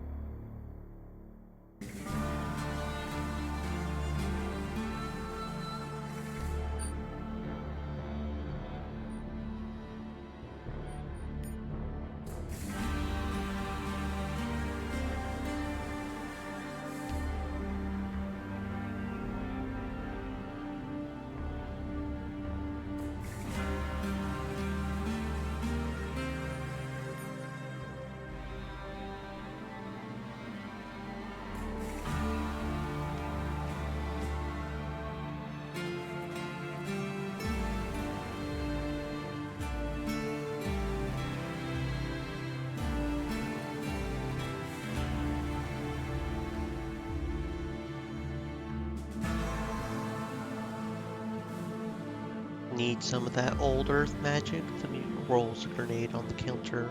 I'll give you a good price, don't worry. There's a scoped energy rifle behind him. How much you want for this rifle? It's not for sale, the mutant says politely. Too bad. Oh, you're not going to sell me the great rifle? Distortion field part 1. Energy shield. I think all of our energy shields that we have on already have a pulse capacitor Mark 1, I think. I'm not completely sure about that. I know we have a 1 on here. We've got 121. That's the second number, pulse capacitor Mark 1. Yeah, Faithy's now, but it has a level 2 of that, so yeah, no, he doesn't have anything we want, really. That's just fine.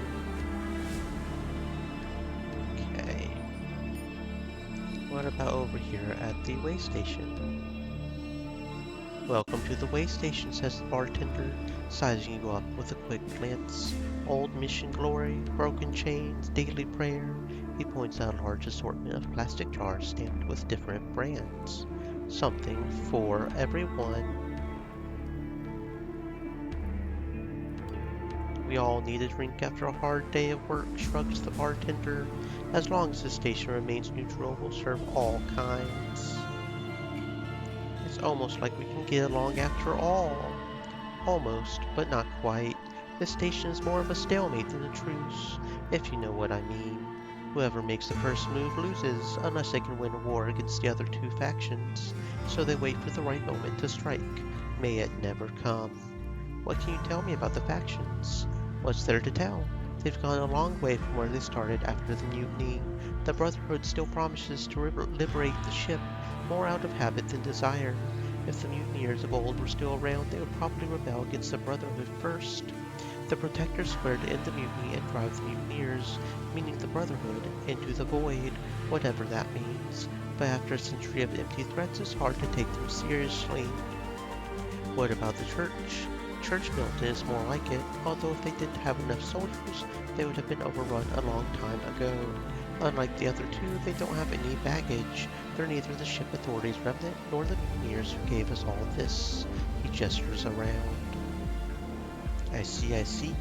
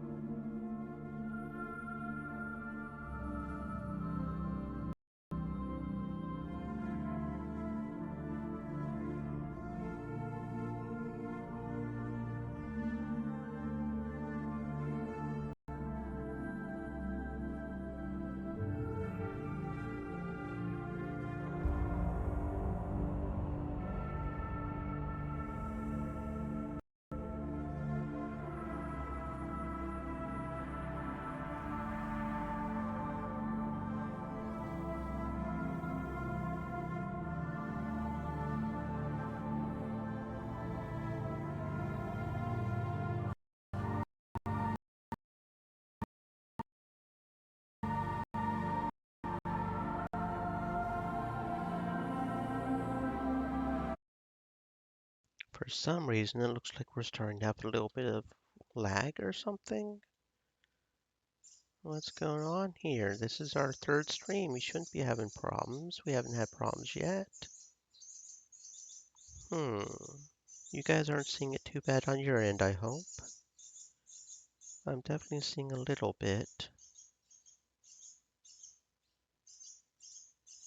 I don't know. Okay, maintenance deck. Okay. Military recruitment office. Interesting. Let's see. A worker over here. Oh, we've got someone we can pickpocket, I guess. Whole bunch of stuff here. There's a lockpick door over there. Hmm.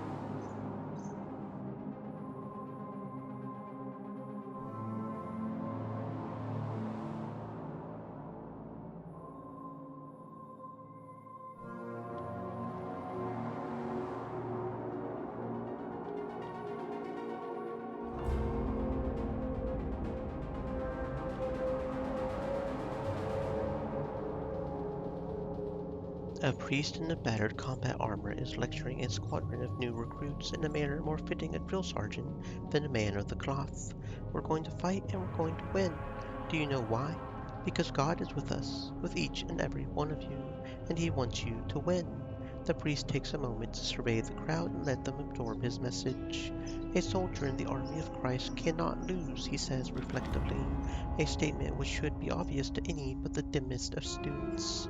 How can you lose when God wants you to win? Surely don't intend to defy his will. He grins to reinforce that this is a small joke and it's okay to laugh.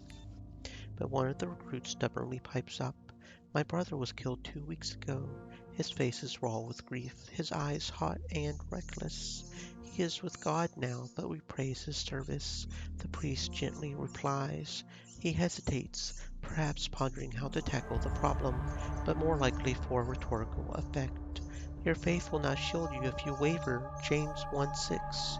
But when you ask, you must believe and not doubt, because the one who doubts is like a wave of the sea, blown and tossed by the wind.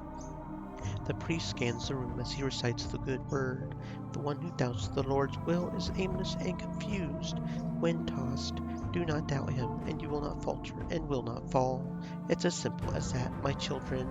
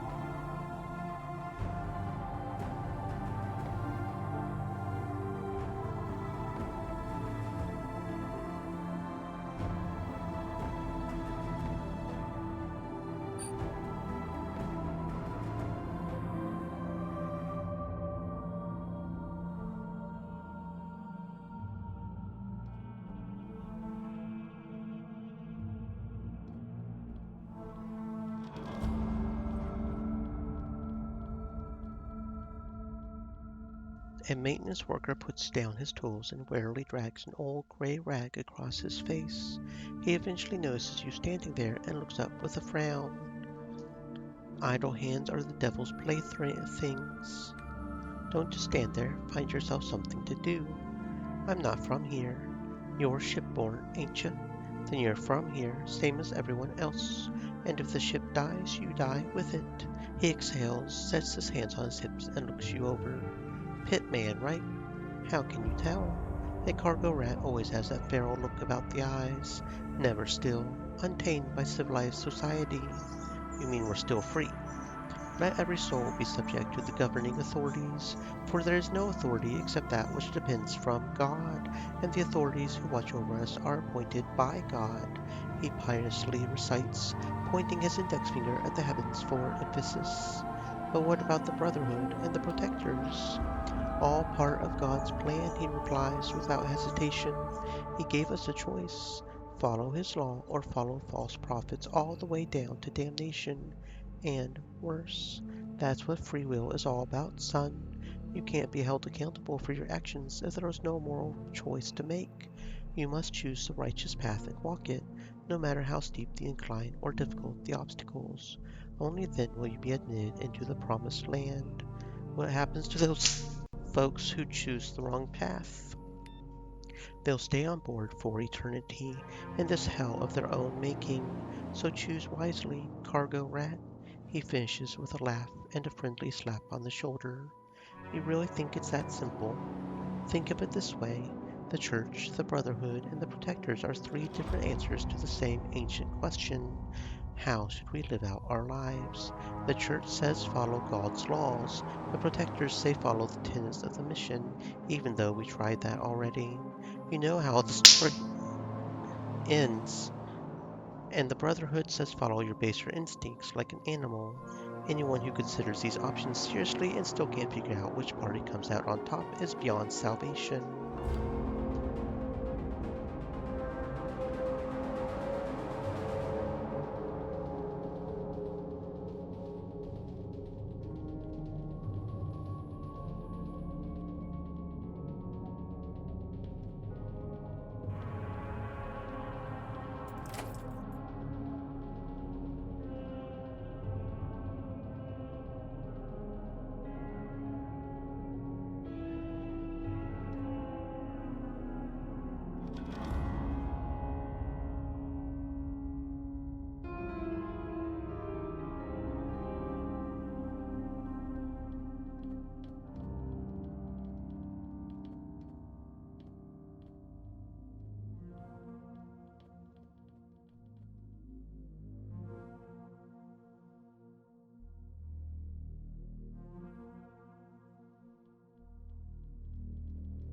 Stream Elements said, "Stay moist, my friends.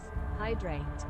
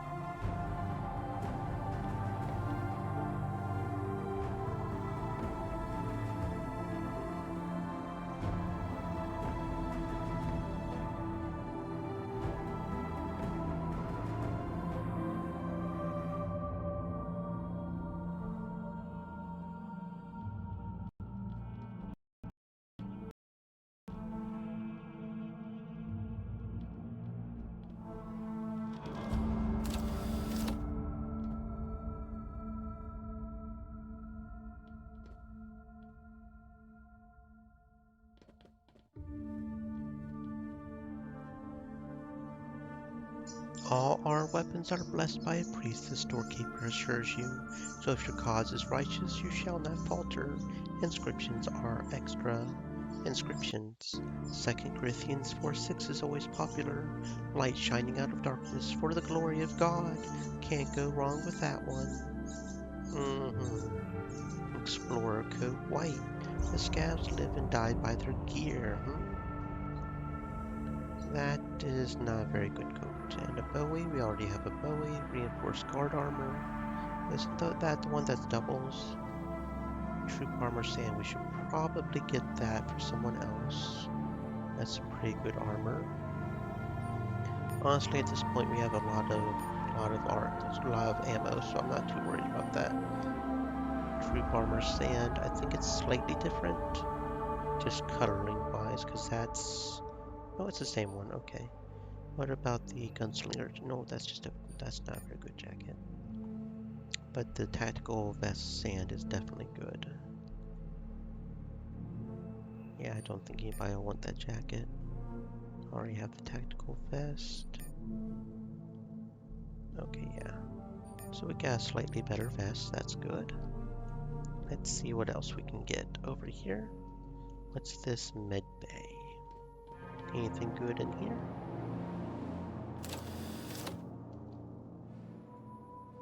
If it'll let us go, thank you. Medical machine, we can steal some stems over here. Very nice. Medic. What can I get you, brother? Medkits, implants? What's the church's position on the implants? The church cares about the state of your mortal soul, not your body. If it were otherwise, we would have never accepted titanium knees and wooden peg legs. Browse the wares. Yeah, pretty much the same thing all medics have. That's okay.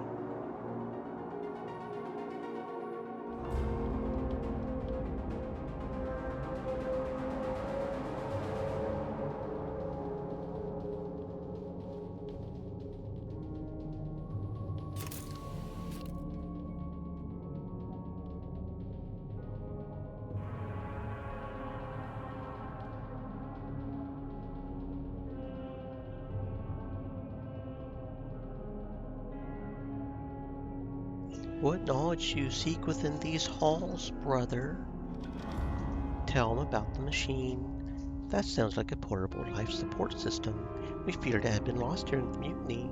I wonder why it had surfaced now, after so many decades. Is it the Lord delivering our salvation, or the work of the great deceiver? A portable life support system? For the colony, our future home should be perfectly habitable, but the devil would like nothing more than to ruin it for us. This life support machine would ensure our survival until a more permanent solution is found. Do you really believe the devil is trying to bring about our downfall? What is the devil, my child, if not the darkness in every one of us? Do we not fight to resist it every day, struggling to walk in his light, to do what's right despite the innumerable hardships? But what would the devil gain by giving us a life support system now? What indeed? The archivist gazes sadly down at his feet for a moment. Over the past decades, we've achieved some semblance of balance here. No faction dares provoke an open war, so slowly, reluctantly, we are compelled to attempt diplomacy and understanding, and perhaps one day reach lasting peace. The aptly named House of Ecclesiastes watches over the ship's central life support. Thank God they are wise enough to hold themselves above our squabbling. This machine would change that. The one who controls it can subjugate whosoever he wills. People will be brought to their knees without a shot being fired. Then perhaps the pit should be its home. They've never tried to rule over the others. And how long do you suppose the pit would last against the habitat? No, brother, this machine must reside with those who have the power to defend it. The Brotherhood, the Protectors, or the Church. I'll be glad to help you evaluate these options, if you're willing. I assume you would push for the Church. Regardless of what you choose, we face a dark and uncertain future. I'm glad the burden of the decision isn't on my shoulders, but whether or not you take my advice is up to you. What's your opinion of the Brotherhood? The desire for freedom is a noble one, as old as the world itself, but theirs is a hard road, and the Brotherhood seems to have lost their way a long time ago. Knowing what use they make of the weapons they have, would you entrust them with something this powerful? What about the Protectors? Are those who dwell in the past the right choice to lead us into the future? The ship Authority failed, catastrophically failed, in their beloved mission, yet 100 years later their only idea is to try it again. They suppose they will not fall like their ancestors did. Such hubris. Then the Church must be the only way, right? He smiles slyly. I wouldn't serve the Church if I didn't think they were the best of the available options. All I can do is share my reasons for thinking as I do. There have been many brotherhoods over the past 2.5 millennia. All of them have vanished into dust, and none lasted more than a century, the blink of an eye in human history. Likewise, there have been countless attempts to return to a utopian past, an imaginary time of justice and plenty. None of them succeeded, for obvious reasons. Only the Church has endured these thousands of years, because the foundation upon which it rests is eternal. Think on this, brother, as you contemplate your decision. That's the last thing we need, frowns Jed. Why? Because now everyone will want it, and they'll fight to the end to deny it to others. We'll need to secure the armory as soon as possible. We'll be ready. Do you really think they will use it as a weapon? Asks Evans, looking troubled. Without a doubt. Then we should think twice about it. About handing it over, I mean. What choice do we have?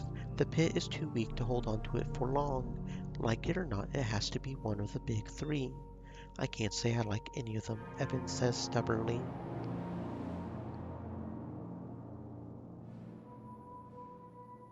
We aren't looking for a cult to join. We sell the machine and move on.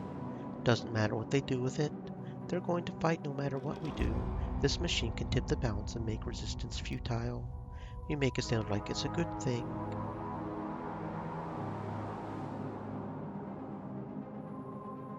If they fight for months, there will be nothing left of the habitat. If it's over quickly, I think we should give it to the Protectors. Any particular reason? They did help us when the Brotherhood attacked. As for the Church, they scare me more than the Protectors. That's for damn sure. Another vote for the Protectors, then. Do you really want to bring the ship Authority back? I wouldn't go that far. We aren't choosing a brighter future here. We're choosing the lesser evil, the path that will cause the least damage. The road to hell is paved with good intentions. We would do well to remember that. There's still time to decide. Let's keep our options open for now.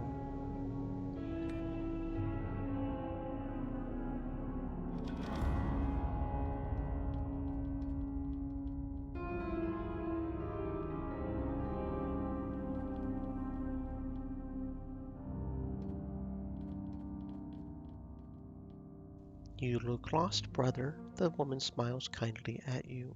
I understand. It's a lot to take in. She gestures at the vast plaza. I would like to speak with the Chaplain General. I'm afraid that's impossible. The Chaplain General doesn't receive solicitors. Is there any work around here? Nothing I could think of, although... She's silent for a moment. There is a delicate matter we need help with. She hesitates again, unsure where to start. Faith is what brings us close to God in this life, and through that faith we achieve salvation in the afterlife. It grants us everything we seek: strength, purpose, peace, even wisdom. But some people wish for more than that. So badly do they yearn for the touch of the divine, they start imagining things. There's a brother among us who claims to have witnessed a revolution. He appears pious enough, but this so-called revelation puts him at odds with the church. There's an unseemly amount of interest in his account. A few are even calling themselves his followers. You want me to look into it? Quite, but I want to make one thing very clear. There is to be no violence. John is a true man of God, although his followers can be a bit overzealous at times. How is this revelation a threat to the church's doctrine? Not much. How much do you know about our church, brother? Not much, honestly. You won't be surprised to hear that the Church of the Elect was born in the fires of the Mutiny. The old church, maybe turning the other cheek, worked differently back on Earth, but on the ship it accomplished nothing, and not for lack of trying. Stuck between the mutineers and the remnants of the old regime, we tried to save as many as we could. We gave people shelter and hope, but it didn't work out. Faith can work miracles, but it can't stop bullets. We were forced to take up arms to protect our people. Eventually, we claimed this haven for our new church, even as the war raged around us. We will not be sidelined any longer, not here and not on Proxima. When the dawn comes, by the grace of our Lord, she makes an unfamiliar gesticulation. And this revelation?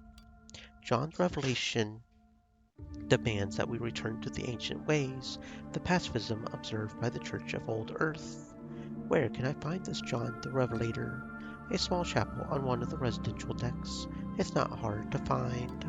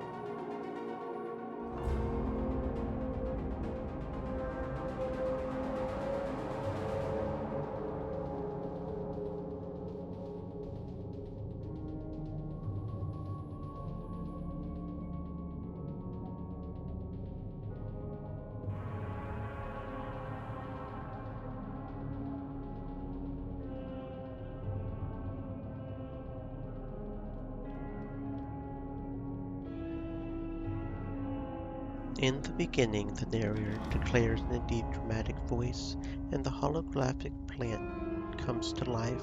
Small gray-brown settlements sprout up from the dune seas, only to be swallowed again decades later. Tiny figures raise their arms to the sky, begging God or the viewer, is there a difference? For help. The call evaporates into the silence, and, if the narrator is to be believed, despair spreads among the natives. It is always darkest before the dawn, the narrator emotes. Then a ray of light parts the bottomless void, and a spacecraft floats gently down to light on the planet's surface. Almost immediately, green plains spread from the base of the ship, carpeting the desert in life.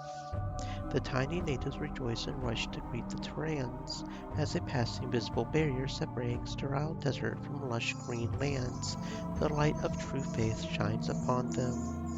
Returning to their homes, they carry this blessing with them, and soon all of Proxima is awash with the radiant light of the Lord. The desert is gone now, replaced by an endless paradise amidst which proud tall cities rise like wildflowers. Mm-hmm.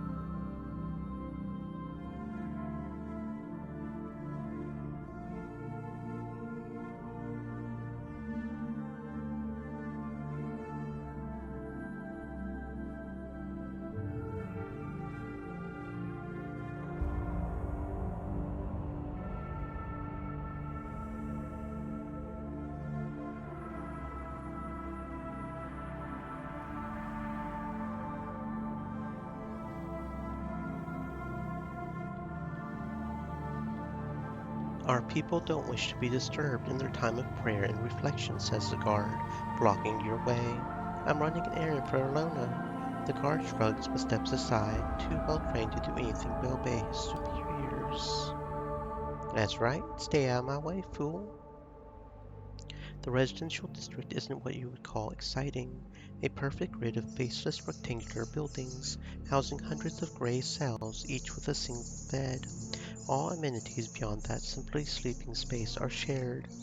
Wake up, grab a quick Intab from the corner dispenser, and take the train to work. What more does a colonist need? Hell of a way to live. My old shipping container is a palace compared to these cells. Maybe that's all they need, a place to sleep and store personal trinkets. I heard the units were kept purposely small to force people to spend all their time outside, building a community and living in it. Of course, maybe they simply didn't have enough space to house all 50,000 colonists. Well, now we have 3 communities instead of 1, so I guess their plan worked. I can't wait to go back to the pit when this is all over. We just got here. Don't tell me you like what you see. I see why they rebelled against this madness. It wasn't enough. Let's get moving. Another convert. The priest exhales in your direction. The contempt in his voice is clear as a tolling bell. Brotherhood or protectors this time. I come from the pit. The priest steps back, making the sign of the cross in a practiced gesture. That cradle of sin. What do you have against the converts? We all began this journey together, brothers and sisters in Christ, but as soon as the father of lies reared his head, the pretenders and hypocrites turned away from the Lord and flocked to their false prophets instead. The only freedom man may claim is granted by God, not the brotherhood. Only God's grace shall bring us safely to the dawn on Proxima Centauri, not the protector's weapons or propaganda. He shakes his head in disgust. Those who turn from the church to follow those false prophets are long dead. Their descendants embracing the faith can only strengthen the church. But are they coming to the Lord out of love, or simply to flee this hell of their own making? Is there anything I could do to help? The priest nods hesitantly. The latest thorn in my side is a small clutch of troublemakers amongst my flock. Perhaps you could talk to them for me. Perhaps I could.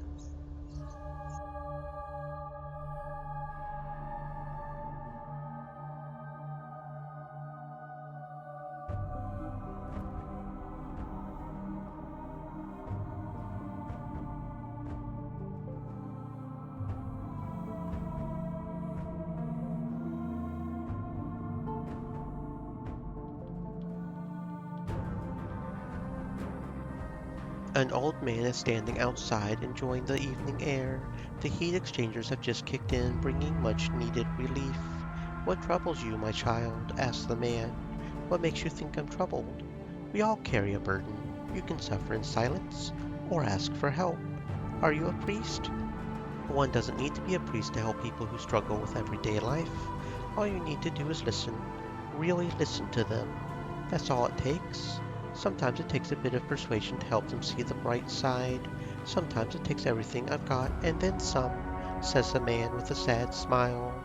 Anything you can teach me? For a small donation, certainly. Shall we say 300 to help some of the struggling families? Maybe later.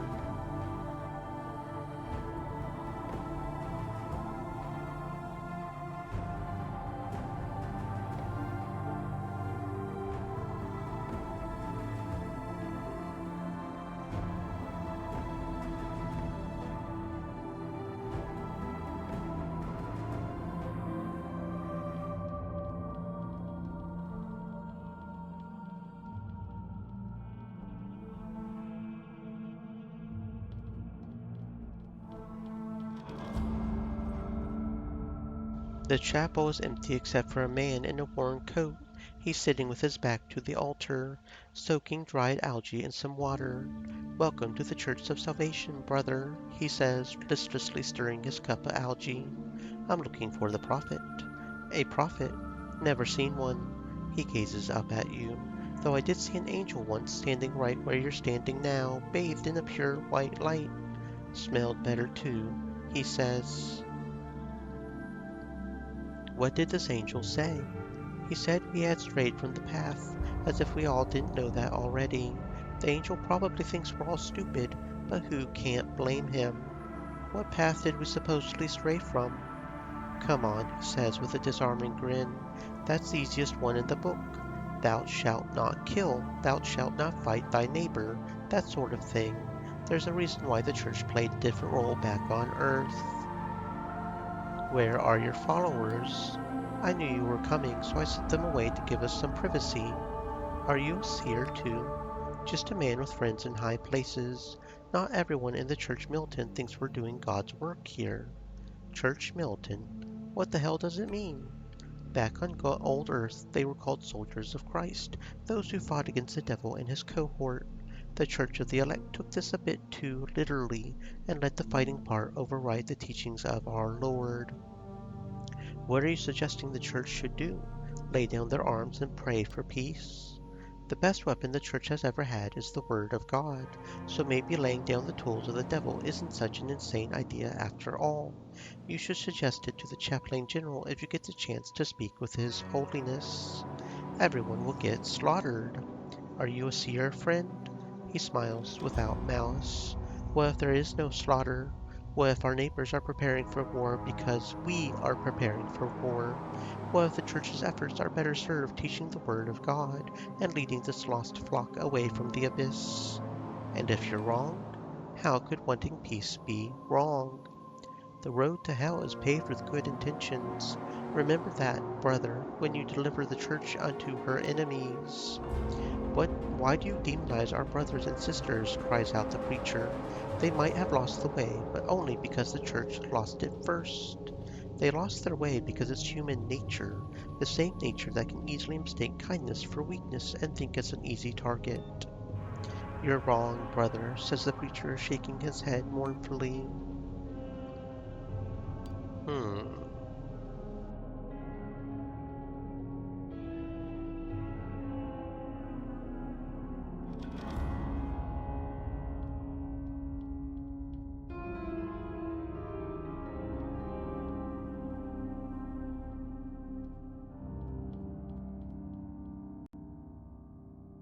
Enoch's troublemakers aren't hard to spot. Two men and a woman are standing like bollards in the street, gazing about themselves, lost while the locals navigate around them. If they have families with them, they must be tucked away inside the apartment complex. The man on the right has a military bearing, but without the air of self-importance, like a soldier on guard duty. Did he come here to flee the fighting? The other man is young, but flabby, well-fed, but unhealthy looking, like a low-level bureaucrat exiled from his desk. On the surface, an unlikely candidate to find religion, but who knows?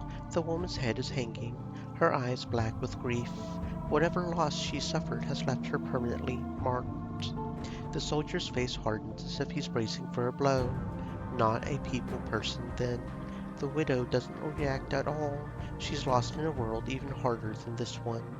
Unlike his comrades, the bureaucrat is eager to exercise his tongue. God be with you, brother, he solemnly announces, hand over his heart. Father Enoch asked me to have a word with you. He's concerned. Why? The soldier barks out, but quickly suppresses his anger. The man's just concerned for our well-being, the bureaucrat says smoothly, resting one hand on his companion's shoulder. Tell him we're still overwhelmed. There's so much to learn, but we're adjusting. His attempt at a smile is off-putting, robotic. The widow finally looks up, searching her face with a plainly frightened look. All right, I'll pass that on along. Wait, the soldier says, shrugging the bureaucrat's hand away. Aren't you with the church? No. Care to tell me what's really going on here? The soldier sighs painfully as if something was pressing down on his ribs. The church is preparing for war. I grew up with the protectors, so I'm no stranger to the drills and rah-rah propaganda. But this... People spend half their day training in self-defense units, and the other half soaking in sermons. But there's only one message. We're going to fight the devil, and we're going to win. If you don't like it, leave. The pit welcomes all and asks nothing of you. But it's a cargo hold, violent and lawless, says the bureaucrat, terrified. Home to thieves and murderers, or so we are told. He adds quickly, enjoy your drills and sermons then. I'm leaving, says the soldier. Any of you want to tag along alone? You're more than welcome. I'm not going anywhere, the widow says tiredly, breaking her silence for the first time. The bureaucrat stays quiet, thinking it over. Okie dokie. I guess that's that. Enoch. I talked to him. God be with you, brother. I talked to your troublemakers. The soldier will be gone today. The other two will stay. That's too bad, says Enoch. We need more fighting men. But what's done is done. Thank you, brother. Go with God. Mm-hmm.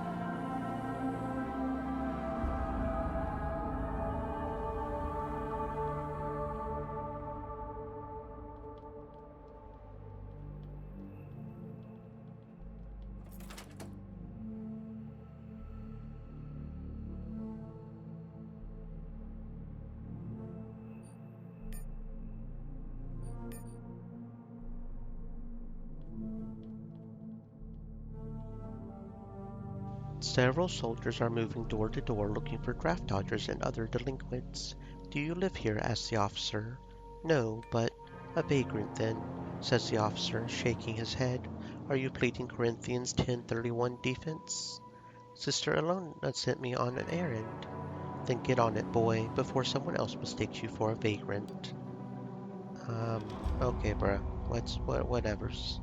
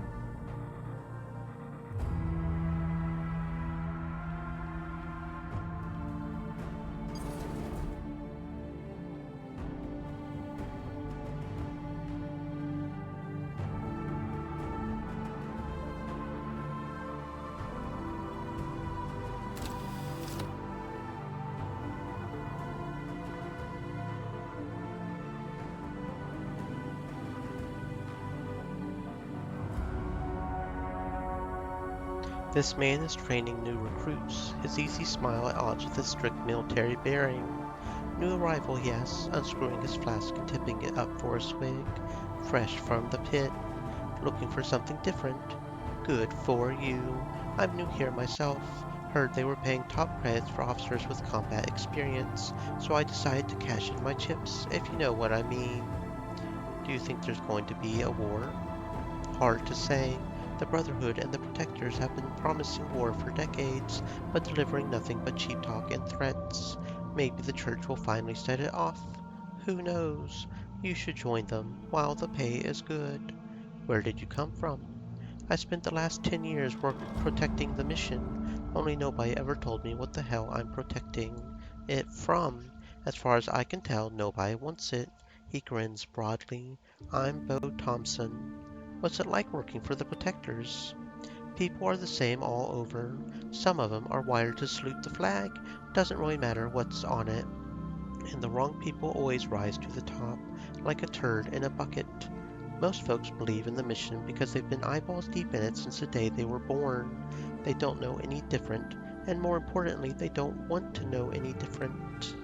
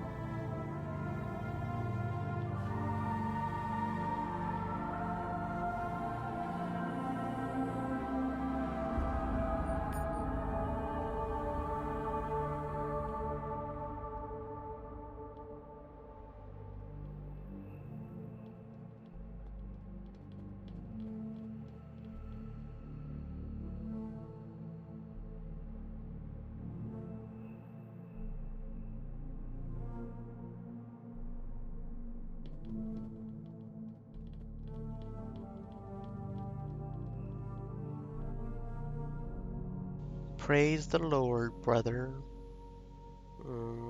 I talked to the preacher, but he's too stubborn to listen to reason. You did your best, I'm sure, smiles the sister. Yes, yes, I did. I did my bestest.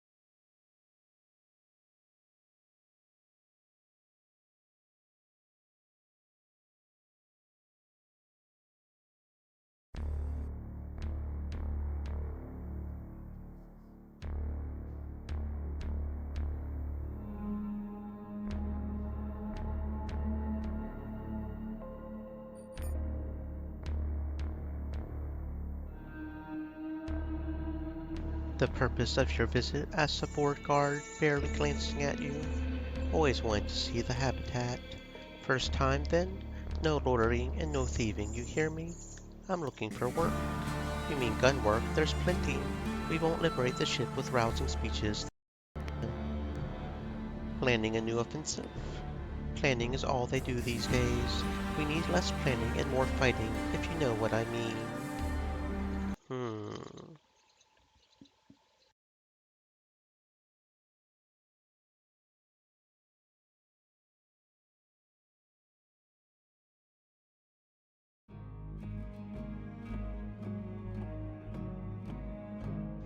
You're standing atop a 9-story high apartment complex, gazing over the Brotherhood's sprawling admin district far below.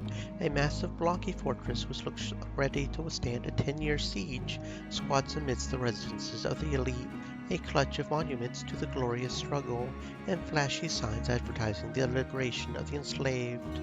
One day. And we're getting lag again. Oh dear. Come on now. Okay, Brotherhood.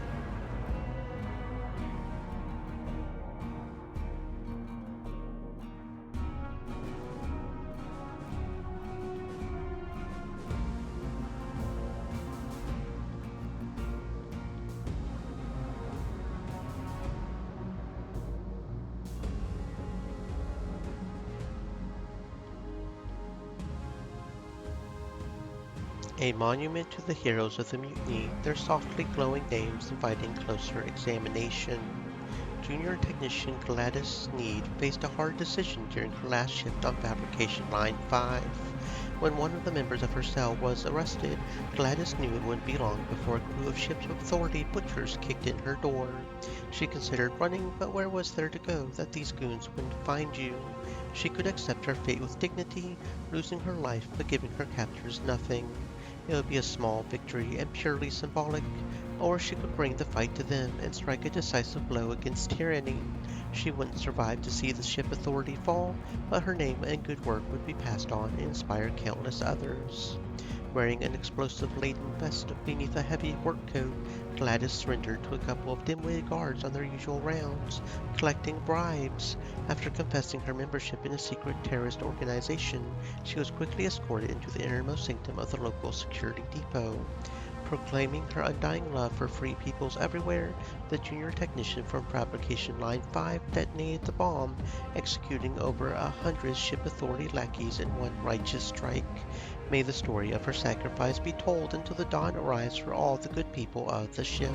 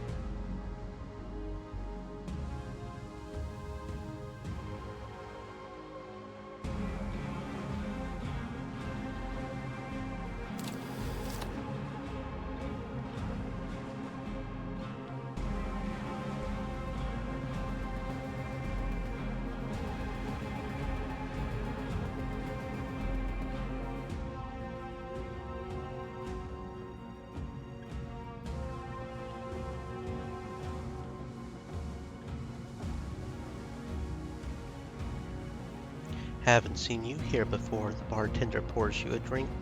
Welcome to the Brotherhood. What's on the menu today? Depends on your rank. You're a guest, so we'll treat you as such. How about fried eggs and bacon? I thought only the protectors have ranks. Watch your mouth. I was talking about your social rank, friend. In the Brotherhood, that's a measurement of your contribution to society. If you work tirelessly to make this the best place to live, you should be treated accordingly, don't you think? If it's the other way around, if you're nothing but a burden on your fellow men and women, why should you enjoy the benefits of our civilization? Who decides on a person's social status? We the people. He smiles broadly, clearly pleased that you asked the expected question. Well, the government decides, of course, but they represent the people. Is that the goal? To make the Brotherhood the best place to live on the ship? Only ever since the mutiny. Look, the Protectors and the Church, they tell you to follow some dusty old rules, scribbled down someplace by someone long dead. We offer freedom. It's as simple as that. It's why Matheson wanted to defect. You didn't know? It's quite a tale. The Protectors spin all kinds of lies about us for their people. I mean, how else would they keep them from switching sides, right? When Matheson was promoted to top man, he was given access to all kinds of classified information, including the truth about our quality of life over here. He asked why they can't have it as good as us. You know what they told him? The mission says we can't. The end. So Matheson was planning to defect and take as many good people with them as he could. The Executive Council couldn't have that, so they had them all executed, just like guessing a family of mindworms. Can you believe that? Quite a tale. And yes, I can. Ow, that's my finger. Okay, but that being said, it is 1800, so it is time to save and end for today. We will be resuming this tomorrow, unless, of course, something happens.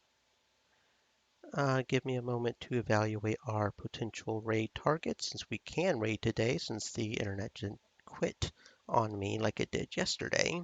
It was out for like 3-4 hours, guys. I don't normally have internet problems like that. So the thunderstorm must have just really messed it up or something, because we don't normally have those kinds of issues, but we most certainly did yesterday. Okay, what are our potential raid targets? Is there anybody I want to... Oh, yes, there's a certain Alice lady that we can raid. So feel free to copy the raid message and stay safe, friends. Maybe I will see you tomorrow.